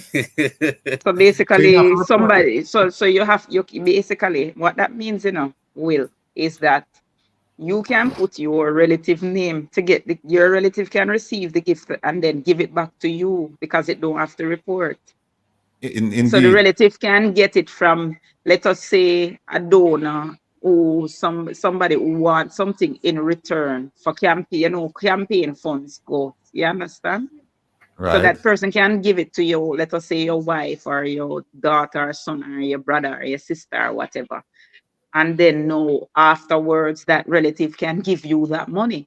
So the relative can receive it and then give it to you because you're a relative. Because you're a relative. So if me and Kamla Kamla can give me about $120 billion and then hold on a second. Give my brother and then my brother give me back. No, sir. That's right. That's right. Oh, that's right. Somebody say, yo, Kamla. That for me, right look on this document. I'm sure. Look on this document. Oh, we have to send something else to me? Yeah, may I share it with you? All right, let me stop share. All right. You see that document there? Go on again, Nita. You see it, Michael? I'm not seeing any document. You see it? You see it? No, I You have don't. to put it up, you know, you have to No, put I it don't up see in the anything yet. Nothing being shared. All right, hold on. Send it to my hold on. email. Let me do it then. No, hold on. Share screen. Hold on. Whenever Kevin, I'm the where share you there? screen, Nita, you have to put it up because you are the All right, see it moderator. now? Yes, I know, but You see it now? No, we're still no, not it's seeing not it. there. All right. Do me a favor, Ishmael. Mhm. Send it Pull to up you. the, Yeah. no, pull up the statutory declaration. For No, put up the IC report for 2023, 2024. Hold Oh, on. there it is. See it Here it here is. now. I found it. We're All seeing right. it now. Big it up for me there. Big it up. Let me show you. oh, that's what I hope. I don't want to preempt, but I have a very in relation to this particular document. I have a guest coming. Hopefully, she can commit to next week. If she commit to next week, she can break down these numbers for us, and I hope Bring everybody it up is for here. me. No, you have to expand it. I say go. Yeah, you have to do it. Okay. Kevin, where you there? Him not there. Mhm. I work with Ishmael. All right. On can I see it now or I want bigger? I'm Bigger? seeing it. Oh, it's okay. It's good. All right. Now, this, right, is if you look at this category, these categories, right, it's a number of statutory declarations they received from 2018, 2019 to 2023, 2024. Now, look at the percentage. If you look at this one here, the number of statutory declarations received, right? The first set of numbers, right? Go to the second set of numbers and it will tell you, the first set of numbers will tell you how many statutory declarations the Integrity Commission received. The second set of numbers will tell you how many of those received that they actually examined. And then they take it out to the end. Now, look at this. If me, as a parliamentarian, want to commit some thieving acts, right? We're just like what we just talked about with the gifts thing and things like that and the contracts. You know who me I got have as my co-conspirator to help me thief? Look The on counselor. no, hold on. Look on other public officials. Look on the number there. Yes. And look how much less than 1% them Less than examine. 1%. At this time, I go find my co-conspirators them. Wow. This is crazy. But I think it raises a much broader question, though, you know, because I take it that this document is from 2018 to 2024. Yes. Okay. That is the period of JLP government. Now, the question I ask is, would one consider the GLP a corrupt political organization? That's the question I want. Because all of this corruption, Let me answer that question. Here's how I'll answer that question. If you're doing it based on statutory declarations, it's a one-sided argument. You know why? Because the Integrity Commission did not come into existence until 2017, 2000. 2018. Right. So they couldn't examine. It's a one-sided argument. Yeah. Okay. So yes, it's corrupt, but if you start making comparisons, it's difficult because we don't have something like this. Okay. But I mean, we must look at this to the opposition to say, well, then here are the numbers that we can compare and contrast. But I mean, look at these numbers. It's staggering that over that period of time, they only look at less than 1% of other public officials. And you're right to come and look at councillors. Exactly. That's a low number. That's very low number. So they can actually do it through the councillors as well. Because and even senior public officials. Because I can't understand, you have 1,100 and odd councillors and it's only 72. The Integrity Commission needs to get to work, man. And you know what happened? Here's how they did things ass backwards. You when start anti-corruption agency, you need to have things in place. Once the law passed, before the law is passed, you need to start getting the machinations in place so that they can hit the ground running, right? And but these laws was passed under the PMP. No. 2007. No, this Integrity No? Commission Act was passed in 2017. It was passed in 2017. What I'm saying is that Okay. the document itself was worked on under the previous administration, but the law wasn't passed until under this administration. 27. Right. So what they should have done is that because they knew that this thing was, it wasn't done in secret. People, they were discussing this in Parliament. They should have made arrangements for this thing to hit the ground running. Right. Do you know that as of last month, do you know what the personnel rate is? You know how much they only have 69% of the amount of people that they should have working at Integrity Commission. 69%. And they've been going at this since 2017. So to me, it just shows a lack of preparation. This is similar to what happened with that disaster office, the one that they're asking people now to send money to them. And by the way, people, I said it last night, I've said it Friday night, and I'll say it again. If you have money to deal with burial, if you have relatives suffering from burial, or even if you do, well, make us start with your relatives first. If you have relatives suffering as a result of the devastation brought on by burial, send them the money directly. Do not send the money to the government of Jamaica. And if you're sending them supplies, Definitely do not. not send it to the government of Jamaica. And if you have no relatives, but you're just an altruistic, kind-hearted person, and you want to send supplies, do not give it to the government of Jamaica. There are plenty of reputable charitable organizations out there. Give it to them. Them have mustard seed, them have the church organizations, them have a lot. Give it to them and let them make the distribution.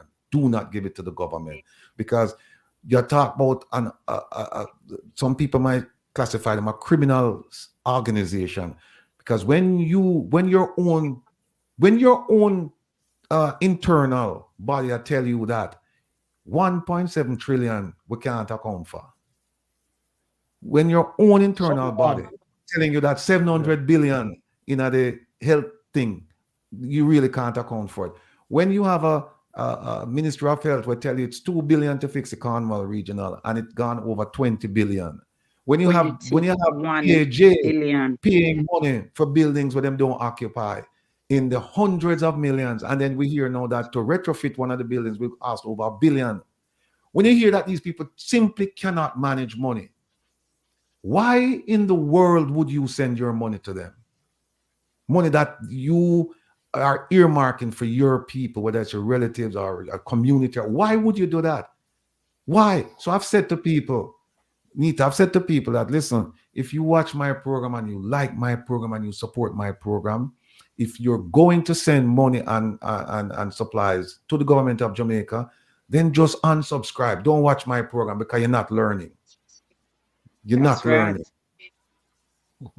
So, I mean, the corruption is rampant, brethren, rampant. And again, I'm calling out the Integrity Commission, because they're doing a woefully inadequate job at recruiting, at retention, at investigating. Every level that they should be performing in, they're coming up short. And how do I know this? Them own report. I don't know nobody tell me this. I them own report me a review. Them have, you know, say another document that them have all pages where they don't have number. Pages where should have number, they have number. Jesus. I mean, look on them things and it show you how serious the organization is, you know, with little things like that. Then, it's the little details. By the way, them numbers not add up. Look on the parliamentarians, right? Look on, you see 549, right? So out of 549, they looked at 374, right?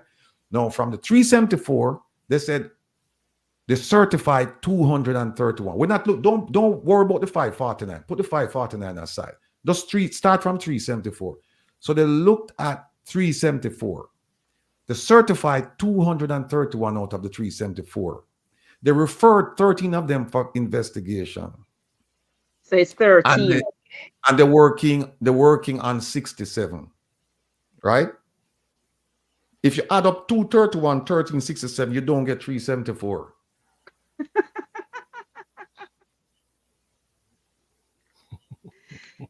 I sir. Where the rest of the where the rest of the people them gone? I think them shot like I don't know another how much people them shot. Add up that for We me there, can't do Ishmi. the maths now, you know. So this is crazy. Well, So yeah, 374. Call out the yeah. number them, because I want to know my eye them dog. Add up 311. 231. Add up 311. 231 231, 13, 67. plus Patrick says 13. 311. 311. So we're missing 63. Yeah. Where the 63 I gone? think, Ratigan, I don't think you should be surprised, because these are the same people who tell you that you can't get Jamaican citizenship by descent. So Decent you understand what I'm corrupted. Like decent. You can get a decent citizenship, But if you hang with weed, the dirty turtle, Yeah. you can't get it. So Boy, no. God. This So is funny. I still ask a question. Isn't it time for us to declare the Jamaica Labour Party a corrupt organization? What do you mean if it's not time? It was time 5 years ago. It was time 5 years ago, sir. Okay. Well, we need to say it. We need to name it, because what's happening here is madness. It's like family and friends just move in and just take over the state and feed off of the state. And you tell the Jamaican people say them love we. So we don't understand what go on, But it seems that there's some hesitation. Nobody wants to see the GLP is a corrupt organization. Because they're afraid. They fear They're afraid. No, Mikey. The Prime Minister trap them. Mikey. That's right. The whole country has been saying that that Jamaica Labour Party and this particular government is corrupt. There's no question about that. Right? I don't think there's a question as to whether people think that they are corrupt. The feeling is that how do we hold them accountable if the organizations which we have as watchdog organizations they either don't have the teeth or they're not willing or they don't have the people with the necessary skills to investigate and hold the people to the letter of the law or the law itself. None of the above. That these same government officials formulate. They formulate it with so much loopholes that none of the above. While they call these organizations watchdog organizations, they're really they're not watchdogs. They're not watchdog organizations. They have been infiltrated. They have been infiltrated with JLP minions. There's a big difference between watchdog and puppy dog. And them people are puppy dog. You can't even call them puppy dog, them is lapdog.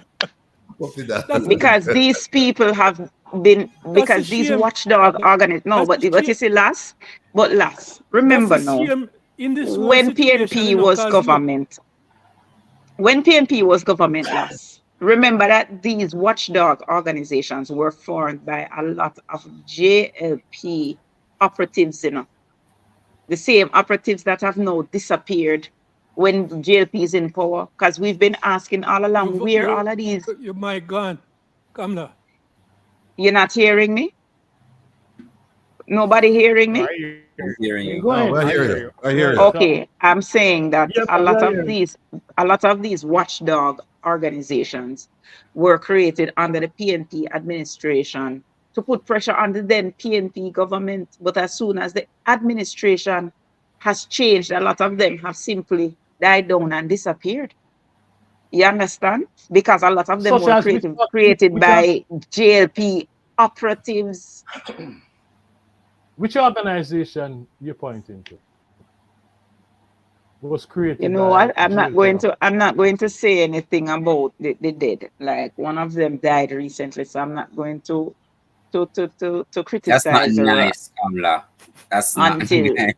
Yes, I'm gonna keep my mouth I'm gonna keep my mouth because the lady Yeah, recently them dead departed already. this life.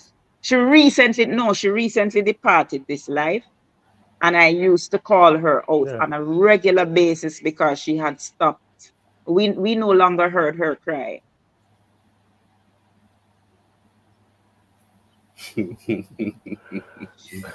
Guys,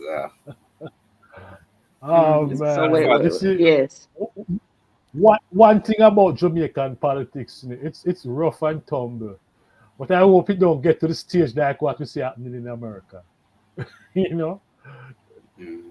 I think yes. I think the PMP does the same thing like the JLP. Start up the organization. Both side, they do their stuff. They do their stuff. And in all of it, it's the Jamaican people who suffer, black people. So, what should we do? We've been voting for black people, putting black men and women into parliament over the years, and them turn around and rob us left, right, and center. So, what should we do? You do exactly what the One Jamaica Legal Defense Foundation is doing. So at least it's a start. You start with lawsuits, Tell us. protests. You Tell, contact your donor agencies, donor organizations, let them know what's going on. And you do background investigations. Right now, Herb sit down on a ton of background. I know what I I think tell, because in judgment. Herb will wait for the right appropriate moment to release them. But people are gonna fart when I'm Herb start. dying to hear. I'm dying When to Herb hear. start let them out. Yeah, Herb sit down on a bunch of them over there. Come, And so Herbie. You that need is to you know, talk, because Herbie. you see, hmm? I tell you this. I can't say what I say. You know why?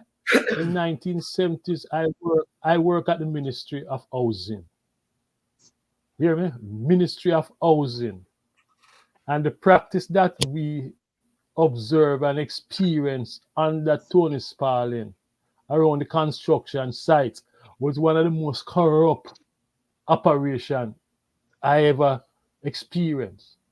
So again, PMP is corrupt, the GLP is corrupt. I don't know it's what's gonna Yeah, but happen. It's here's the like we thing. get caught between the devil and the deep blue sea. No, but here's the thing. The One Jamaica Legal Defense Foundation just started last year. And its aim, its mandate, its primary principle is to We hold governments accountable. We don't care who in power. We are defend the people good. against the power structure. Now, power doesn't yield willingly. So what you have to do? You have to bend power. And how do you bend power? You bend power with pressure. You That's cannot right. consider pressure by just saying, oh, the whole of them corrupt and all the whole of... No, that's not pressure. You have to do something. If you don't do anything, like I say all the time, when I used to play football, I was 100% sure that every time I never take a shot, me nah score. That's When me right. take a shot, who knows? So Just people would mine. have said to me, say, boy, you waste your time. And me said, no, me not now waste my time. No, me I do something. Me I do something. And I can tell you that what we're doing, I believe it's reaping benefits. I think we're getting under their skin. These protests, it's the first in the history of Jamaica this has happened on foreign soil where people start protesting against Jamaicans are protesting against their own government, right? Yeah. We are now going to politicians that they're going to, and we're saying, here is the evidence of human rights abuses, of kleptocracy, of corruption. Here, no matter what them come and tell you, here, right? We are also doing background investigation. So we know them travel patterns. We know well, I don't even want to go in that. I'll leave it. I Herb thing that I don't even want to go in that. But there are things that we're doing, and I'm telling you, they're having sleepless nights because they've never had this force to contend with. And So you know here's what they're contending with? They're not contending here, with rank amateurs. They're not contending with rank amateurs. They're contending with here's people here's who have here's the other Who they important can't ingredient to what you're intimidate saying. will. They Will, cannot intimidate us. the other important ingredient to what you're saying is right that since we begin all of this in terms of the formation of the OLJDF and the and taking action and all of that, we have started to build a consistency, right, with what we're doing. That is the key, because in the main part where we have fell down over the years is that we don't steer with the program, right? So if you don't steer the program, you don't get the job done. And the only way to bring them to them knees is to steer the track. Stay on the program. That's what we have to keep doing. Let me just say that, and I'll provide a picture maybe next week. There are some out there who claim that they might dig up my background and they might do this and they might do that. And what happened? Join the club. Let me just tell them, say they might make a sad mistake, because what happened is that I had a lawsuit against the FBI and for discrimination, and it's well known. And I have 13 boxes of legal documents. Now, in order for you to understand that case went from that case started back in 2003 and ended in 2016. Series of appeals. In order for you to understand that case, you're going to have to go through those 13 boxes of legal documents. So I'm just putting it out there to people who are picking up one document here or one document there. You are going to be incorrect. You are going to be incorrect. And right now, there are some people, I won't call any names right now, but they should be prepared to receive some legal documents for things that they've said that are patently false. Because what happened is that somebody said something and somebody didn't double check. And so if you want to find out about the case, you can go down to the district court in Washington, D.C., and you can pay your money and have them give you 13 boxes of transcripts, motion practice documents, all that stuff. It's going to take you a long time to read through it. But before you write anything, because we don't really want to sue the whole of Jamaica or all of the bloggers them on a certain. Sue all of them for we, because it is so hard for us out here to do it. It don't even make sense. But sue them, yeah, man, sue them for we. One by one. We have two people right now who will shortly will be served with papers. And I said to them, listen, we don't want to take no money, no. We don't want to take no money, and we don't want to shut them down. Report the news accurately if you're going to do that. And especially if somebody like me, if you're going to do it, make sure you do it accurately. Because I'm not afraid of that. I'm not afraid of that. I'm not afraid. Right? Because you look for somebody who take on the US government by himself over a 13-year period. And it's so funny. Some people say, oh, you have a problem with this. And I was doing an interview one time on Nationwide Radio several years ago. And the interviewer, somebody called and said, oh boy, my this and that. And the guy said to him, did you know that Mr. Rattigan, one of the reasons he sued was because of national origin? Said he's suing because they're discriminating against him because he's Jamaican. Argument done. Yes, I remember that. Yes, some of the people no. So but the two of you out there who know what to do, stay tuned. All right. Now get some documents for it soon. I like that. I like that one. Herb, what you have to say? Because you have the intelligence lack, So what you have to say? A lot of these people are we seeing? Are we seeing more corruption within the JLP than the PNP? Based on your intelligence, more corruption in the ruling party. There's no doubt about that. Whichever party is in power is the party that holds the purse strings, right? That's the party responsible for spending. That's the party responsible for planning. So this GLP, part of their planning has been all of these contracts and everything else. What you said, Mike? Yeah.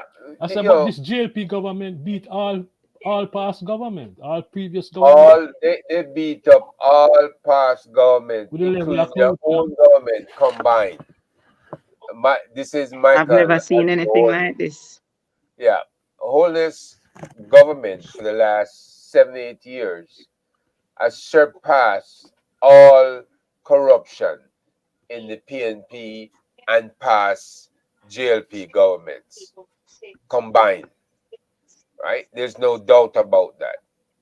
And the fact is, they are so arrogant and so ignorant that they don't believe that they are touchable.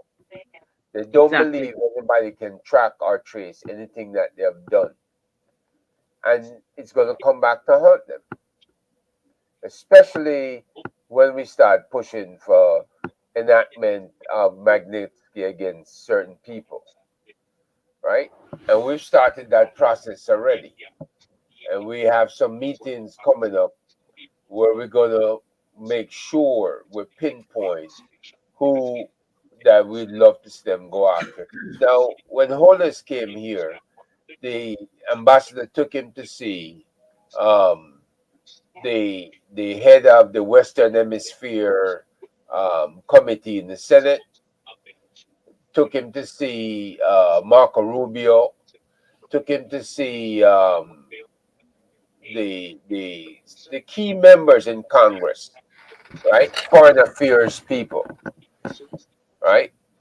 All to make sure that they have a defense, setting up a defense against us, moving against them. Well, like I said, this is election year, and none of these people want us to flip them because of them sucking up to a corrupt government or trying to defend corruption in any way. Okay. So they're not going to play that game that she wants them to play, right? And we have enough power, believe it or not. We have that power that we can wield up here within the different districts. That's why we ask our own people to complain to their Congress people themselves and tell us who you complain to so we can go see them here in Washington and have your complaint with us. And we've done that a couple of times already. So we know what's going on and we're ready for it. Now, some of the investigations we've done, we need to add, it opens up Pandora's box, but we need to take the headlines and fit it into Pandora's box. In other words, from this day to this day, what is being covered by the report and what is being covered in the headlines? What produced these headlines? And if once we fit that, then we can do a release, right? There's just too much stuff out there right now. Too many names floating around that we cannot tie them all down, and it takes time to go through the reports. I spend countless nights going over them. In some cases, I've had to run two different reports on the same person to see if different sources come up with the same information. The information is close, and some is even more varied than the other. So we have to take our time and not release false information, right? And this is the thing. We know how they are when it comes to Jamaican law on false accusations and stuff. So we're not gonna fall into that trap. But when we come for you, we're coming for you, and they'll know it. They'll absolutely know it. Okay. So for now, we work diligently. What they've done is been done over decades, not just over a week or 8 weeks or 10 weeks or 10 months. It's been done over a decade, period. So they know who they are. They know Let what me ask. Let me ask. Herb and Yeah. Rattigan. I put out to the panel. Rattigan send off a letter, an open letter. What you think that will sort of slow them down? The Rattigan letter. Have you seen it? It will Have you it will guys slow read them the down. We'll get open them letter reason from for Rattigan? Yeah. It's I not saw Yeah, it, I've shared. seen but it. I It's Well, really going on. don't know It's because going on. they operate with such impunity. I really don't know, but I've seen the letter. Yeah, but you see, they don't want to prove to the U.S. government that we are right.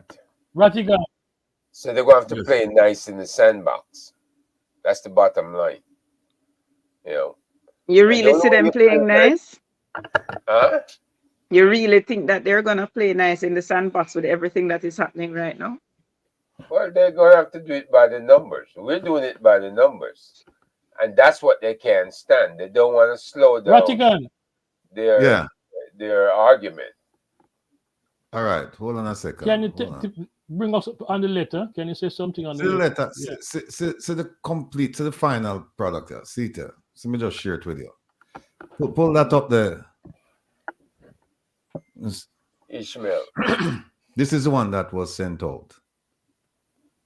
Most people have seen the All Harbor News report, and it takes there are snippets from the letter itself. But I want to show you the letter.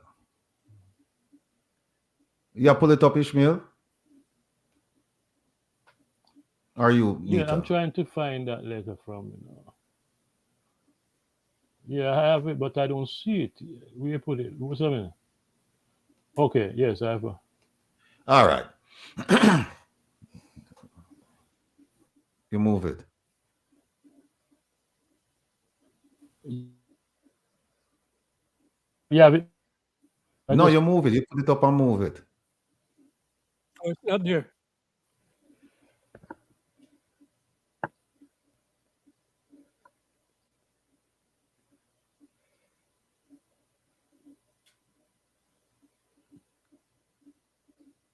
Okay. No, that's the letter. all All right. right. And it talks about perceived threats and intimidation by Jamaican Prime Minister. We now hold back nothing and his supporter, right? This went out last week, Sunday. Now, this letter went out to Homeland Security, Department of Justice, State Department. It went out to my congressman. It went out to my 2 senators. It went out to my governor, who's the Jamaican by descent. It went out to the parliament. It went out to MOCA. It went out to Indicom. It went out to the police commissioner. It went out to a whole bunch of people. In addition to which, I contacted the FBI after put it through their threat command post. I contacted my local police. Why do I do that? We not take no threat. We not take no threat. And so we have to make sure that whenever somebody threatens you, take it seriously. Take it Exactly. seriously, right? You may have to make some slight changes in the way you do business or you go around, but take it seriously, because what you don't want to do is end up in a position that something happened to you and later on you say, "Oh, I suspected this person or it's that person." Right? Exactly. You want to get ahead of the curve, and you want to do this, and especially being a U.S. citizen, and you see what happened last night. Now you know they won't take this seriously. Yeah. Now I won't read the whole thing to you, except this part here. This part. What am I asking? Right? And here is where it gets interesting. If you look at the very last paragraph, it says, "Finally, I am notifying all recipients that should any catastrophe befall me, my family members, or those who are publicly critical of the government of Jamaica and the PM," and that's all of us, the PM and McCurdy, that's the gentleman who goes by the name Chopper, Chopper. John and Chops, yeah, must be considered prime suspects.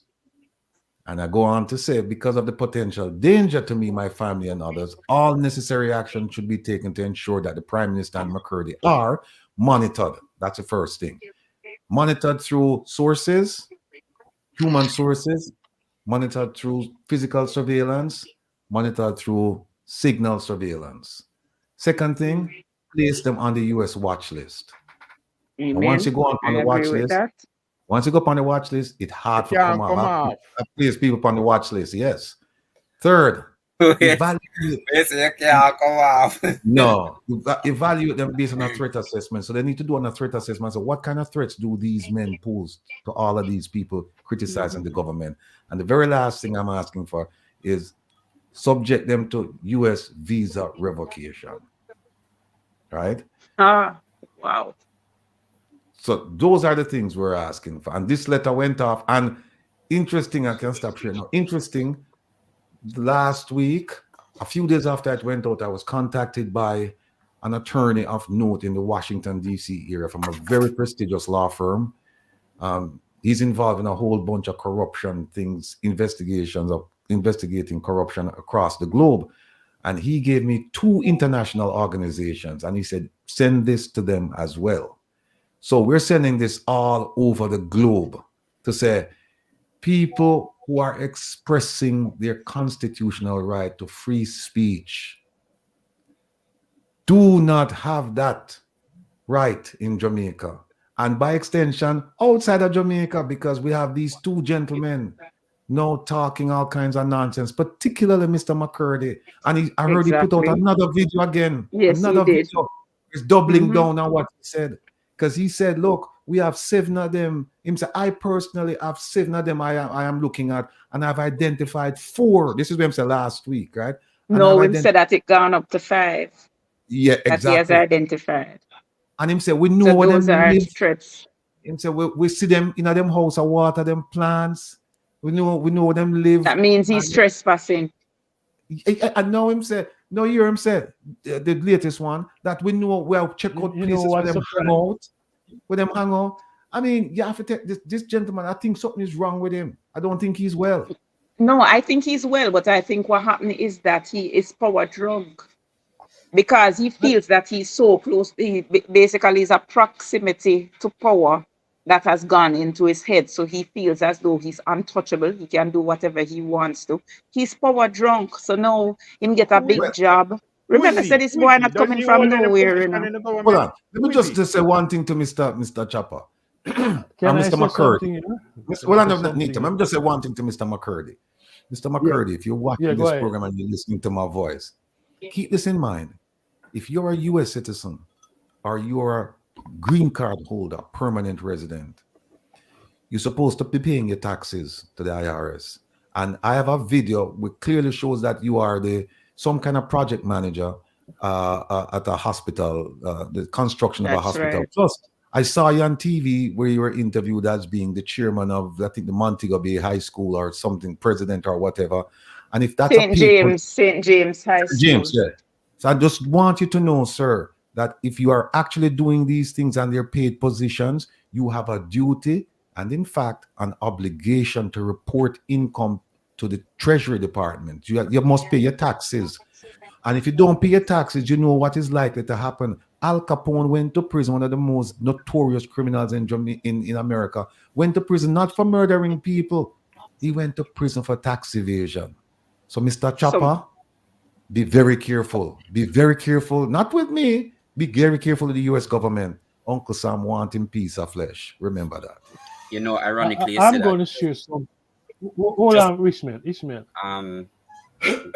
Okay. Go ahead, Ishmael. Go ahead. So I was just going to make everybody aware that off the background of what Ratikan just said, Andre Stevens, matter of fact, last week, not just told me, but I'm sure he told almost everyone that an associate of Chopper John was harassing him while he was at the pharmacy, almost attacked him, actually. We told him to report it, but I'm really happy that you did that because by proxy, that person is also a suspect. And if it weren't for, I can't say his name. I don't remember his last name. He was a guest on your program at one point, Will. And yeah, man, we'd have to discipline him. And I remember that day, man.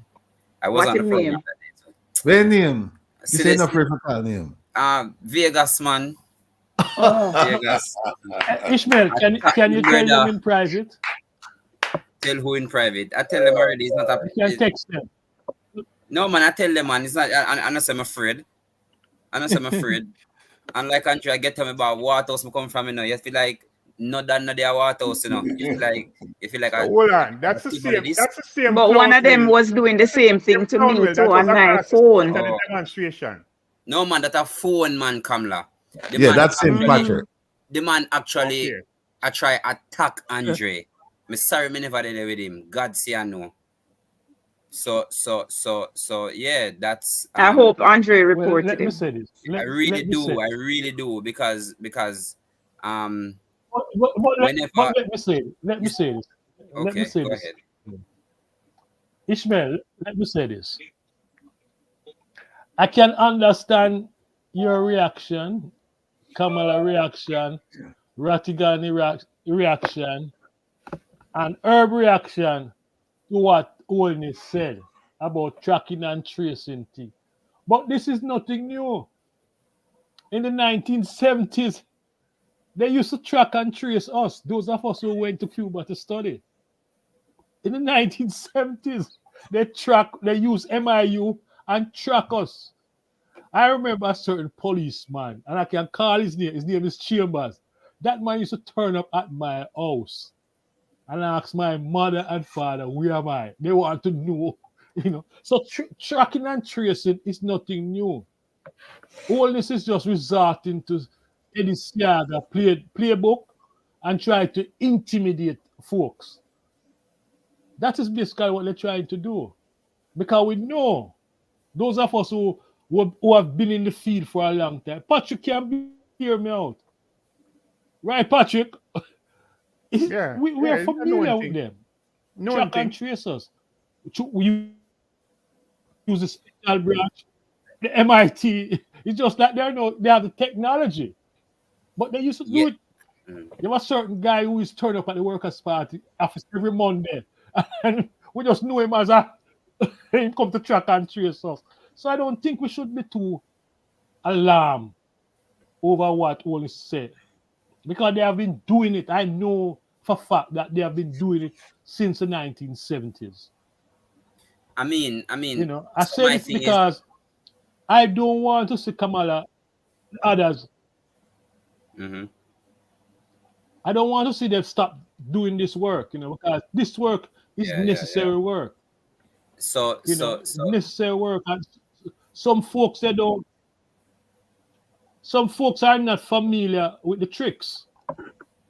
They're not familiar with the tricks of the Jamaica Labour Party. And this guy, Holness, is trying to redo his mentor work. If you want a good understanding of this guy, go and look at Mark Wignall's article this morning in the Gleaner. You know, this guy is just trying to just follow his mentor footstep and do things. And it don't worry me. If they want to track and trace me, well, they know all right. that. My name is Michael Nita. So tracking and Track me tracing is down. fine in the Nita. Tracking and tracing is fine. That is fine. But I draw the line. I'm not I saying draw the it's line fine. at I'm act not. Don't of tell them my name, No, brother. No man. No man, it's fine. People Don't tell no. them my name, free Mikey. speech. No man, just so if it is that you No, but hear me now, deem us, brother. I wanted to finish the point, but continue. Go ahead. No, I'm not saying that it is fine. I'm saying that it's something that they have been doing for a long time. There's a unit in Jamaica called the MIU. Eradication squad. They use that. No, eradication is later on, but the military intelligence unit of the Oh, Jamaica yes. Defense Force, You want that special is what branch, they man. do. I see. The Interesting. special branch man also. That's what they Right. do. They track and trace folks who they suspect as being a threat. All right. Eddie So Siaga did that against us in the there's a more 70s. special branch, Mike. It's You know? now NIB. so Yeah, I was in the JCF. so my point is why I said it was fine is that if it is that they I consider didn't us get that. What you say, bro? No, I was saying no more special branch. It's all NIB. the deactivated special branch. So so the point I'm trying to make is, if it is that they consider us uh interests are interested people to their particular um um whatever you want to call it, um if we are blockades in the name of them wanting to regain power or stay in power, and they consider us threats in that regard, then um if it is that our advocacy is that strong, they should do the same and combat our advocacy with facts. So I'm saying, if it is that they can't do that, and you are trying to resort to intimidation, nobody has an afraid of nobody. No, brother. We can't intimidate you, and we will not disrespect any of you. We will No, not disrespect any of you. We will come at you no, at all no, with facts. No, we will always come with the facts, and if it is, no. But if it the is, go ahead, go ahead. no, the problem, Ishmael, is that the problem is that you're a youngster when it comes to the game. You're young at the game. You're young at Okay. the game. People like Patrick, who have led the movement. They have witnessed and experienced certain things, and what you see happening now is nothing new. Nothing new. In the 1970s, leading up to the 1980 election, that was one of the worst periods in the Jamaica life. The progressive force, it was subject to not just track and trace, but violence. I remember in Duane Park, I was at a dance at the Duane Park High School, and a group of men turn up. And shoot up the dance. We only to learn that later these men were men from 3rd DR Regiment, 3GR, So it's nothing new. The thing is that just be vigilant. Just be vigilant. And I always say to Rattigan, listen, these guys play rough, so just be vigilant. And all of us should be vigilant. Because they play Um, dirty. That's the only game they know. so let me share something personal that happened to me about 2 years ago, Nita. I was driving down Arnold Road, and at the time I was working at a certain radio station. When I was driving down Arnold Road, I saw a guy in the middle of the road asking for help, and while he was asking for help, another guy was across the road coming to the car, and something in me said it never sit well with me, and the guy at the door, he was, by the time he was at the door of the car, he reached inside of the car and drape me and say, me forgive him everything I have. And I hold on for him and I press gas. And the other guy fire shot off for me in the car. And at no point was I afraid. At no point. Let me say this clear. I'm not saying this to say that I can't die. But there comes a time in every man and woman's life where it's either you stand up and fight, or you make them kill you off, brother. I'm not gonna make nobody intimidate me, or nobody will be associated with. So if for that them all come with, make them come, them better come good. Because you can't intimidate people for doing the right thing. You cannot do that. And if you want to do that, we're going to fight back. And this is part of the reason why I will always have the greatest of respect for Nita. For not Nita, sorry. Yes, I love you, Nita, but Rattigan. I have the greatest of respect for him. Because no matter what them talk and tell the man, the man a do a yeoman's job. So he must continue to do the job. I agree Because wholeheartedly. the job that he's doing is And not that for him. It's and not for him. It's for the Jamaican people. It's not for him at all. So So hold on. So when we hold go on, hold on, hold on, Ishmael. So Mm. what we're doing here now, we're debating go ahead. something because that's No what we've man, we're been not. saying. We've been saying that we gotta stay the course, No man, right? not And we have right. we have been saying that we should not yield to intimidation. So why we keep repeating the same thing? No, right? man. I mean, So the I'm point has saying been that to made. Nita. I'm saying that to Nita because Nita is saying that I have to be careful. So I'm saying to Nita that while I understand where. Ishmael, Okay, go ahead. Go ahead. Ishmael, you see, all we can do, Nas, as Mikey says, just tell the people them who feel like intimidated by what is just stay the course because, as Mikey says, not new. If we were intimidated by the multitude of things that happen in the past, you wouldn't say what face on this program. The no, only reason we are here and the only reason you see some of us talking is not because we never got through, you probably don't call it hell if some people know some of the things, but we don't feel intimidated because we've been there, we've done that, and we still have a voice we talk out. So we just go and encourage the people and hold the faith. Them that's why intimidation, that are not much. that's why I feel so proud, because here it is, Ratigan, a bridging from the community, never got through what we got through in terms of the violence and the struggle and what have you. He went abroad, got his training, did his work, and I know he returned to the Jamaican people and become this voice. And that is what scared them. Chopper, Oldness, you name them, all of those GLP folk, they are frightened by, and the PMP too, they are frightened by Ratigan. They are Running frightened by scared. Ratigan. They know running Running scared scared. of Ratigan. Because they know if they touch Well, the But Ratigan, comrades say, I just want to put this out there that the comrades see Ratigan as a yeah, hero. Kamala. So Most before of you say all, we threaten, we see him as a hero. most of all, yeah, right? This is what must be understood, right?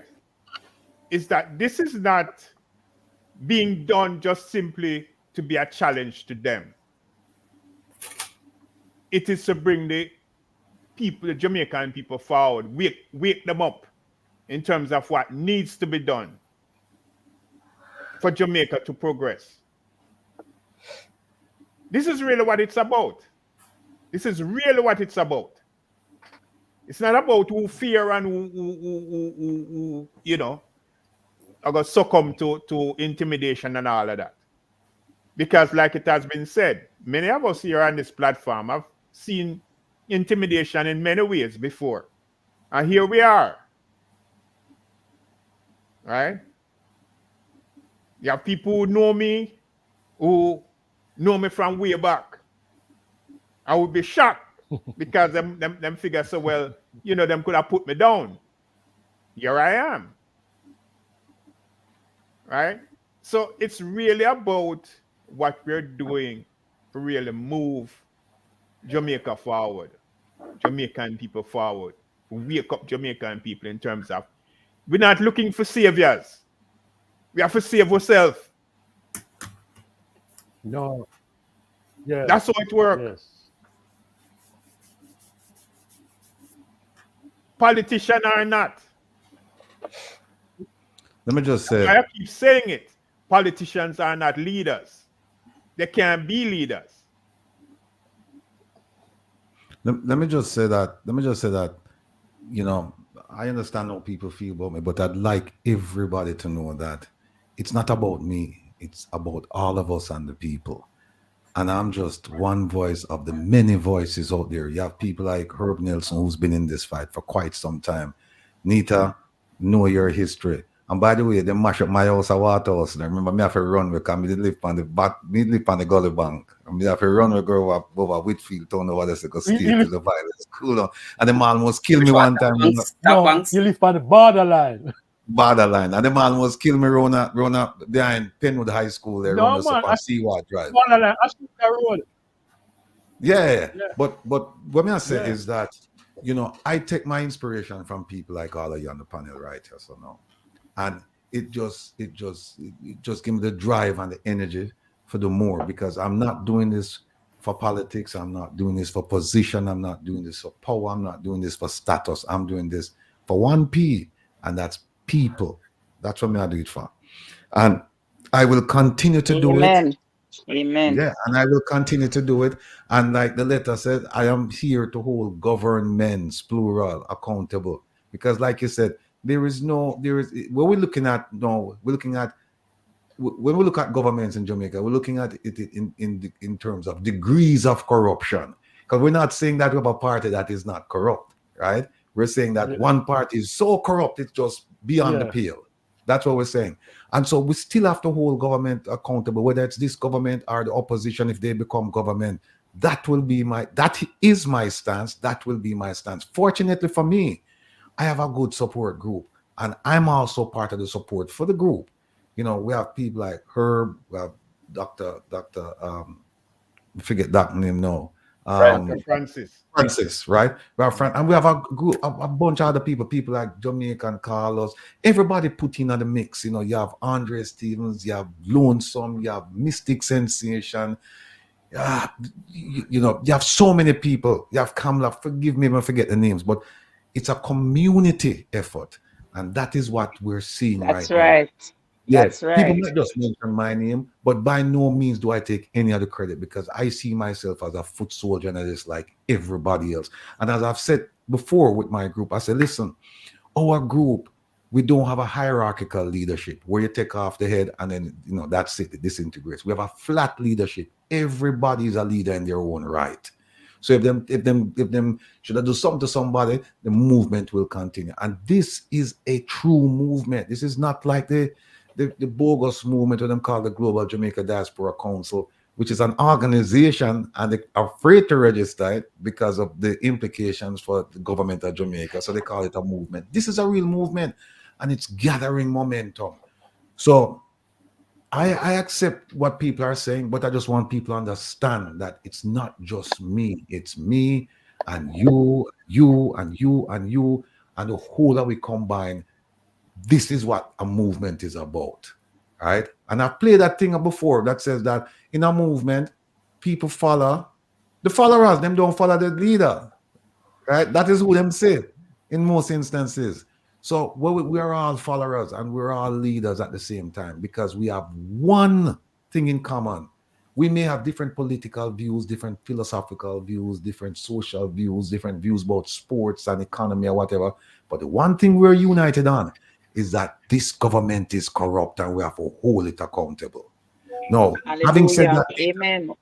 I send you something. I want you to put it up on the screen, because one of the things about coming to Reason with Ratigan on a Saturday, I try to impart knowledge to people. At the same time, I try to receive. So it's a free-flowing conversation, and people are free to come in and criticize or express a different viewpoint. I'm open to that. The only thing we don't tolerate is lunacy. We don't tolerate people being idiots and come around here and disrespect people. We don't do that. But I want to show some. I send you something. I just want you to share the screen. I just want to. All right, there you go.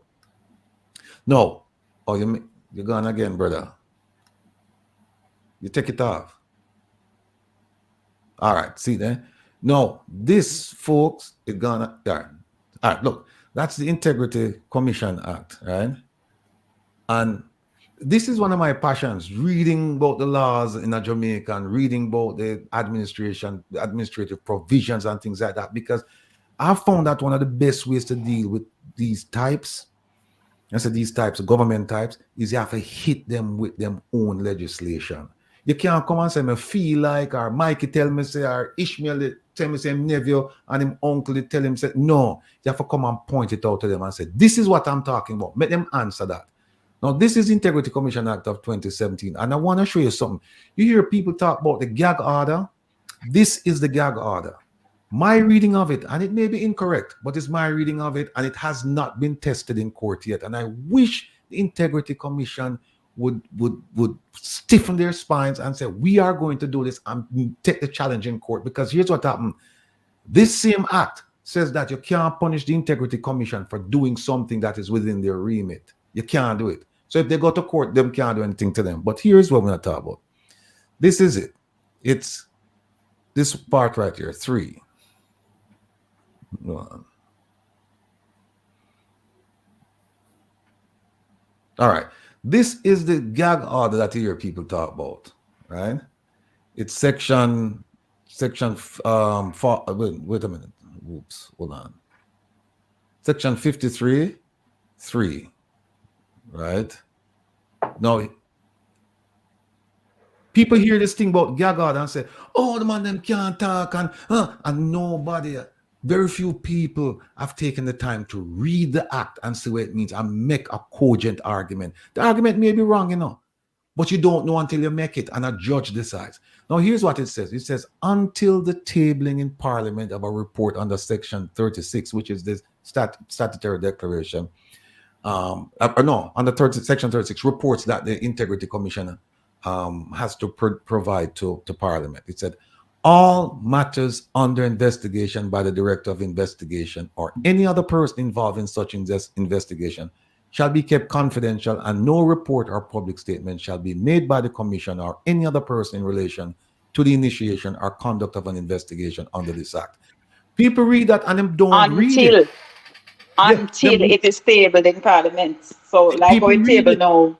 So Will, like our table now, they can't talk. They are no longer under the gag order. Yeah, but here's something else. It go beyond that. It's before that. It says until the tabling. Look here. Now point out some keywords to them. All matters under what? Investigation. By whom? By the Director of Investigation or any other person involved in such investigation shall be kept confidential, and no report shall be made public in relation to the initiation or conduct of an investigation on this act. So what it's saying is that as long as it's under investigation, you can't talk about it. By the time you get to the commission and the commission write up them report, it is no longer under investigation. So even before the tablet, once it's prepared and them say, "Our investigation is over," they can talk about it. So the illicit 8 now, they can talk about the 8. The investigation. That's exactly what I'm getting at. It's finished. Yeah, if the investigation is over, right, before you table it, you can even talk about it. And once you even give it to them, because remember now, you don't table it in as the Integrity Commission. It's the Speaker will table it. But once you finish that investigation, the matter is right that you can talk about it. And I'm saying people may disagree with it, but that's the black letter of the law. What I say to the Integrity Commission is simply this: make them test it in court. You go ahead and talk about it and make them test it in court, because they can't sue you in your individual capacity for doing something that you believe is within your remit. They can't do it. The law says that. But them don't have a spine. Them sit down. I would say they need to grow up here. That's what I would say to the Integrity Commission. Grow up here. Grow up here. You mean a PAIR off or PEAR? PAIR off. Right. Grow up here. But folks, that's what I'm saying to you. When people talk about these things, people just take the time out and Ratigan. Yeah. Ratigan, I'm looking at that document, and my immediate reaction was that, you see, these guys protecting themselves. They write a thing to protect themselves. And I say that because when the police investigating crimes, they issue the name of, let's say, John Thomas is wanted or what have you. They make statement. So why should in the Parliament now the investigators are not allowed to make certain statement? That's a good question. They use the law to protect themselves. That's a good question. Conveniently at that. Conveniently. Well, just as much to say John Tom is being investigated. You're not saying anything about the actual investigation itself. You're just saying these people are under investigation. What's wrong with that? That's the police have their Which police? I mean, a member is in the parliament, he's going to be taking up responsibilities in parliament, right? That the You know that police, this man police, is the his Mikey. is police being are prepared. investigated. I every mean, so have you to. could But everyone, the only thing that's really saving them in that clause, in that act, is the gag clause. That's the only thing saving them. Rattigan wanted to say something. No, Mikey, I sent another document. Pull this up. I'm going to surprise the people with this document. And it's coming from the same Integrity Commission Act of 2017. But I guarantee you, most people who don't know about this particular section I'm going to take you to now, you're going to be shocked.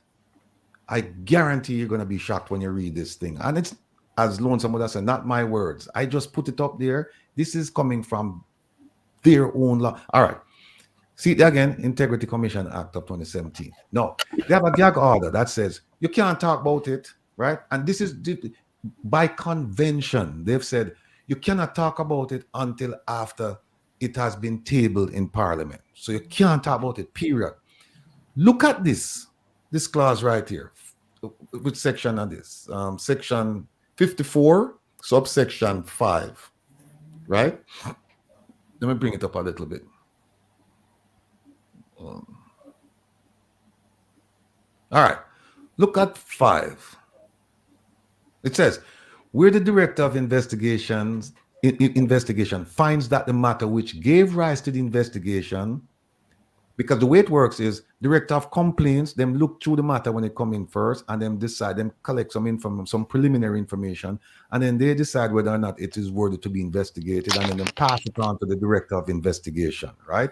So the director of investigation, generally speaking, is the second part of the investigative process in the Integrity Commission. They can actually start things on their own. They can get stuff and become the first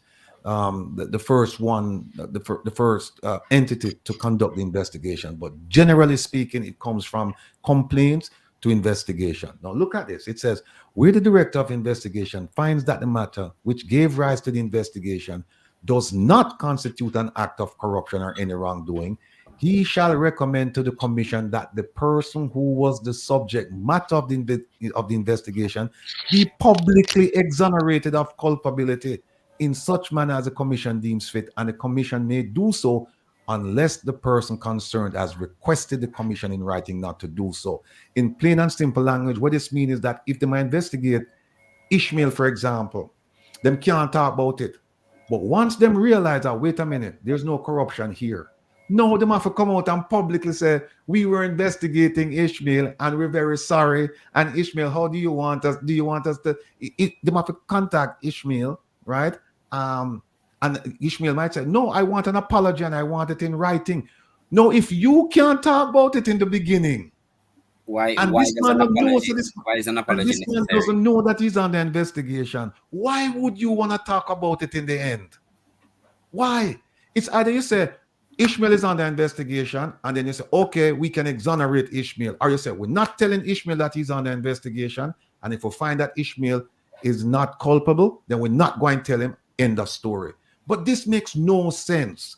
So everybody that they've investigated, right, and they've said there is nothing here, like the number showed you where how many people they decided that they're not going to prosecute, they now must write to those people and publicly. It says right here, if the investigation doesn't sustain an act of corruption or wrongdoing, then the director of investigation must tell the commission that the person must be publicly exonerated. When you hear But this, here's the thing, though. Here's the thing about that, though. That's working it backwards, because it should be the other way around. Then do it ass backwards. You're right. Yes, You because talk about it in the beginning and then you don't talk about it. because the whole point of having an investigation, right, is to determine that person's culpability. And part of making it public is so that people who have information can come forward with it. Thank you very much, sir. Thank you very much. So that's really trying to fool somebody, because that's not the way it's supposed to work. It's the other way around. But why Thank would you you. put that part in the in the act then? Thank you very much, Patrick. That's an excellent point. You want to come out and say this person is a person of interest because you may have witnesses who would want to come and provide additional information to you to buttress your investigation. People that you don't know about. But if you don't talk about it, and at the end you say, okay, there's nothing here. Now you have to publicly come out and say, well, you know what, Mr. McCarthy, we're very sorry we investigated you. And you have to do it publicly too. Publicly. So now Well, the don't make person know sense. that it makes no sense. But it's there in writing. It's Yeah. there in writing. So you see, folks, that's how I spend my time, I do. Spend my time.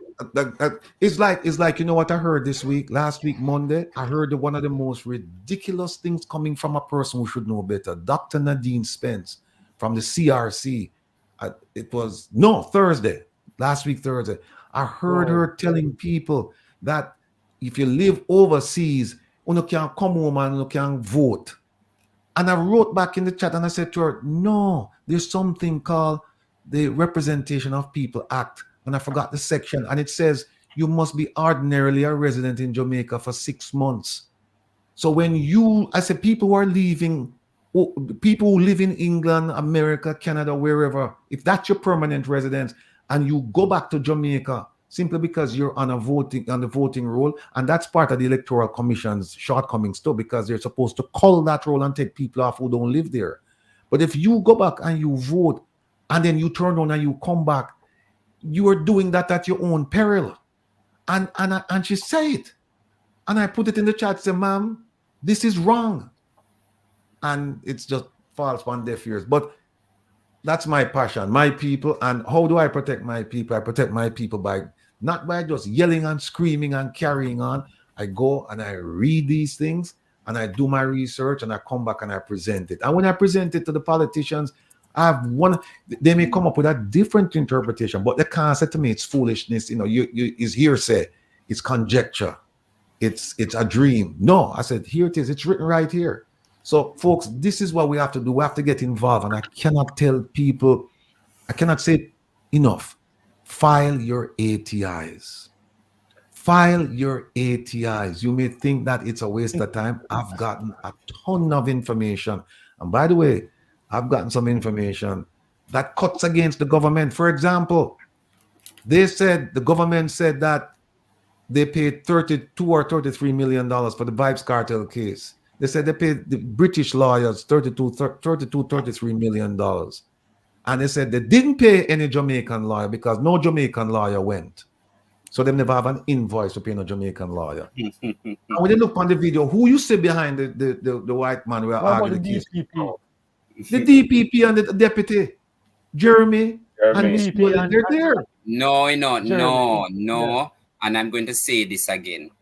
I am an editor, you see? So camera trick is real. So, like a Hollywood. Okay, that's all I'm going to say. So the people in probably never know. Here's the crap about that, Will. The crap about that is simply this. If there's a case in Jamaica going before the Privy Council, right, in England, you have to have the involvement of the Jamaican lawyers because they are the ones who dealing with the history of the case. Even if you're working with British lawyers, you still got to have Jamaican lawyers there. True. You got to. There's no way around it. Who Yes. them going to work with? Who the British lawyers going to work with? Well, they didn't want to give me the financial information for that trip, and I know that Miss Llewellyn and Jeremy, they didn't pay their own way to go there and sit behind for days and listen to the trial, and then pay them own airfare, hotel, meals. I'm sure they didn't. The Jamaican taxpayer did, and taxpayers, the Jamaican government told me in writing, not by the phone. In writing, they told me that them no pay for nobody for no Jamaican lawyers for go to that trial. So who are I? Should you believe your lying eyes, or should you believe what they've put in lies, the lies they put on paper? Well, keep this in mind, though, right? The same way Well, they contracted those lawyers in England, and those lawyers representing Jamaica, and we have the DPP and Jeremy there. It's the same type of double dipping they do with the other contracts. Because if what Kamala was saying is that at the hospital you already have dietitians and you have other patient care people, what do you do with those people when they're drawing monies from the hospital itself? What role do they play in contract management or directing the patient care, right? I would love to be able to see the entire contract and not just, hear about the pieces, because you can have that kind of double dipping going on and have people being paid to do the same job that government workers are doing. It's not fair to the people of Jamaica. So yeah, they came on late with that, and they're paying a lot of money out on that. But we see the same cavalier attitude amongst the legal profession as well, with the DP up there, with Jeremy, Gentlemen, all cavalier. corrupt. The only rule they obey is the one that says we go by no rules. Yeah, yeah, absolutely.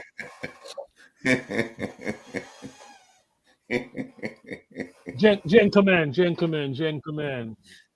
been Right. at this now going to 3 hours, and can we go around and have some last word for listeners?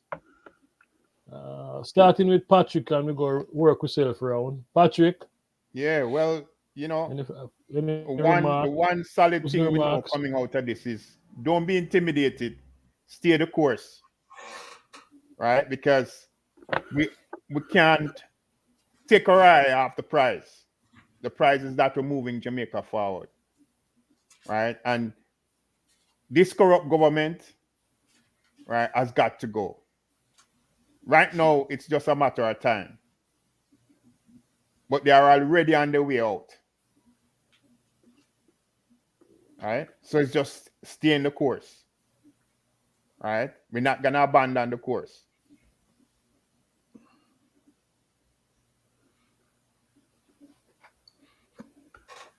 Blas. yeah, I want to say part of the problem in fighting corruption in this government, which we have to correct, is that the organizations that were established to fight corruption, we also have to try and hold those organizations accountable too. Because part of the reasons for the government and the corruption in the public sector is that these organizations who are accountable to us, to holding those people accountable, are not pulling their weight.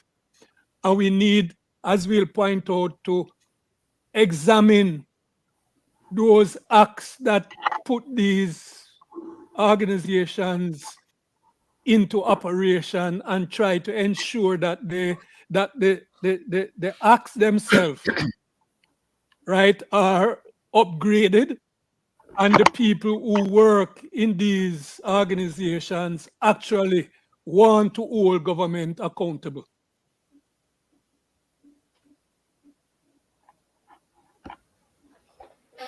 Ratigan, your turn. Yeah. Just a couple of things. One is, please, people, support support the local charities by sending your things through them, not to the government. Send money to your people. Money desperately needed. I have a sister and I sent Elizabeth, our roof gone, and we have to help her. Didn't send it through no government, send it directly to her. Actually, send it through the government, because when you use MoneyGram Western Union. The government get a fee for all of that, but that is the only fee them all get from me. The threats, no big deal. We are gonna deal with the threats. The people, particularly taxpayers in Jamaica, keep asking questions about the UN, sorry, the World Bank cat bond, because the Jamaican government, they were involved in this scam where 10.2, I think, million US dollars will be paid every year through 2017 for a hurricane that is likely not to hit Jamaica, or if it does hit Jamaica, the $150 million cannot cover it, right? With the bad hurricane and the one in '88, Gilbert caused $700 million worth of damage to Jamaica. That's the kind of damage we're talking about. And now and Gilbert is the first one of its kind to hit Jamaica since 1988. The minister of finance and the public service went to this meeting, and I don't think that he took a statistician, an actuary, and a meteorologist with him in addition to a lawyer. He should have taken these people in when he was negotiating that bond. But there's more to come on that. Last thing I'll say is this: when you're in government, when you're leading, and you're seen as the father of your people, you're seen as the leader of your people, if you have 1 year to do it, you plant rice. If you have 10 years to do it, you plant trees. But when it comes to a lifetime, where you're looking at legacy in a lifetime, plant the seed of education in your people. That is the way to go. Educate your people. And that's what we're trying to do around here. So thank you for tuning in. Thank you for having me, my brother.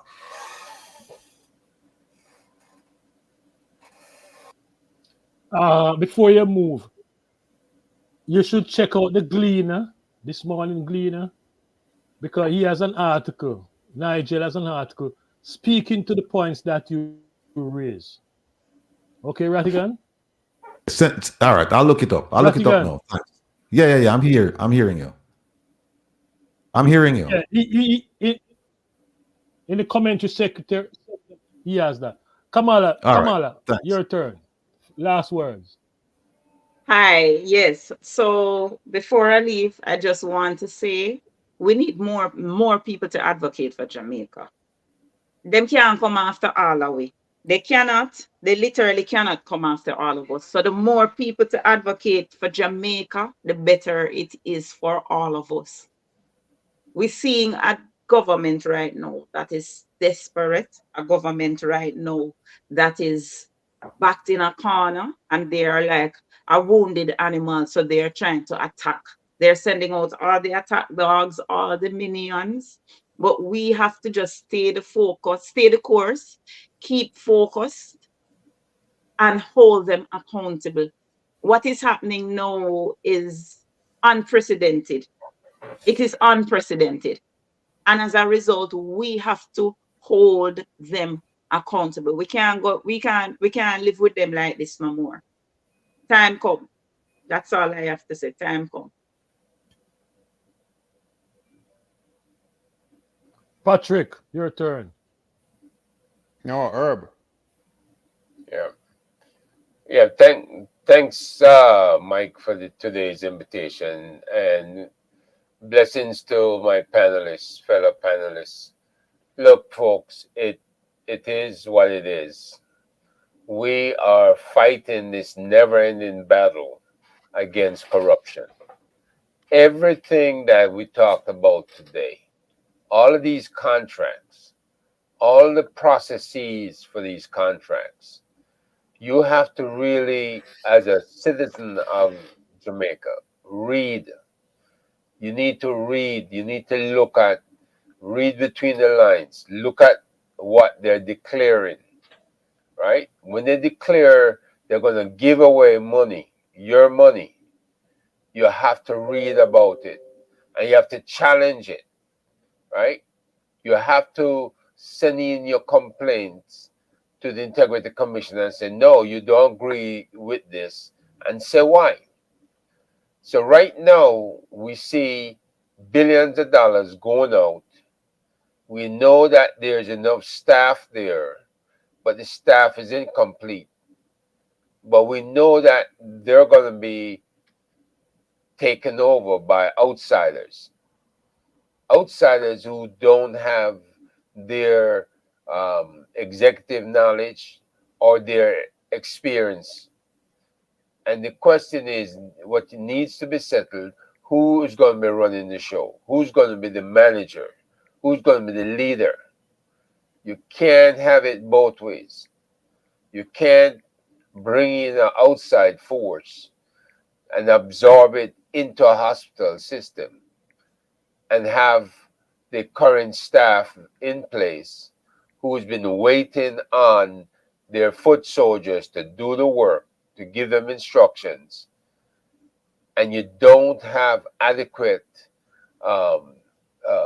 SOPs, standing operating procedures, written up in place to absorb those people coming in. So something needs to change. You cannot fly blind. You cannot fly with blinkers on and your radar off. It's impossible doing that. So these people that you're bringing in, that's absorbing all of this money, you're going to have inspections. You're going to have your inspectors proactive in checking every month to make sure the standards of operation and that the standards that hospitals are run by are being fully met. There's no way you can take it for granted that them running out and recruiting people overnight, bringing people in, that they're all going to gel overnight and become a team. There's going to be a lot of errors, a lot of mistakes, and lots of problems that come out from this type of sloppy work that the contracting force is doing. It's too sloppy, and it's too much money that's going down the drain. And that's my take. Thank you. My sister, gentlemen, I think our focus should be on 2025 election. I think that is going to be the game changer. Because a lot of money will be coming into the government from the disaster, hurricane disaster, and they are going to use it. Holness is going to use it, just as Osiaga, right after Gilbert, received a lot of money, and he tried to use it to win the 89 election. Because at that time, we were vigilant, militant, and we said, enough of Siaga. This time around, Holness is going to try the same thing. He's going to receive a lot of money, and he's going to use it to pop up the Jamaica Labour Party, the chance in the general election. I think that is where we should put our focus. We need to monitor the money that will be coming into the government, the hurricane money, and how that money is spent. Yeah, that's going to be critical going forward. Second, I don't think we should have any fear of what Holness is saying about tracking and tracing. As I said earlier, it's nothing new. For those of you who are just coming into the political firestorm, it might be new to you. But people like myself, Patrick and Lass, we have been around that pole. We are familiar with their tactics. We know what they're doing. We are not scared of them. We are not scared of them.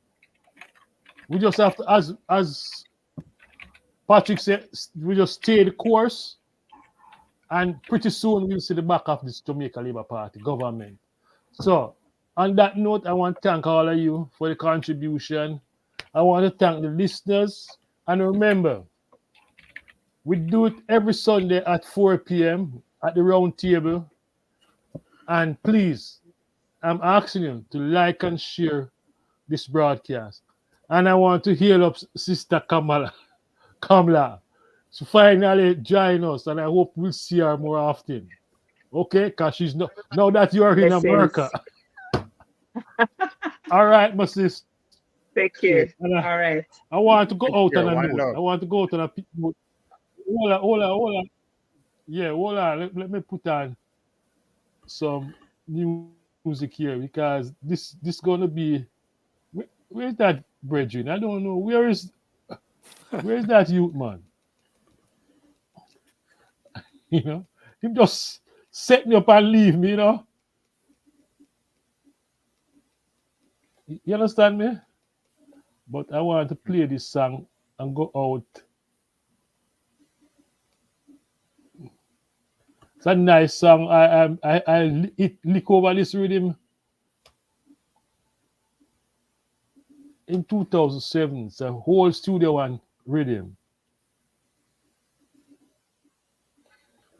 All right, Mike. We I got don't know what's going on. the town hall waiting. Play it next week, Mikey. Yeah. Yes, I think I have to say it next week. Yes, all right, Bridge. I don't know. All right, I have take to work. care. I have to work more with. All right, my brethren. So Take care. Bless up. heal up, everybody. Yes. Next Sunday, see you 4 o'clock.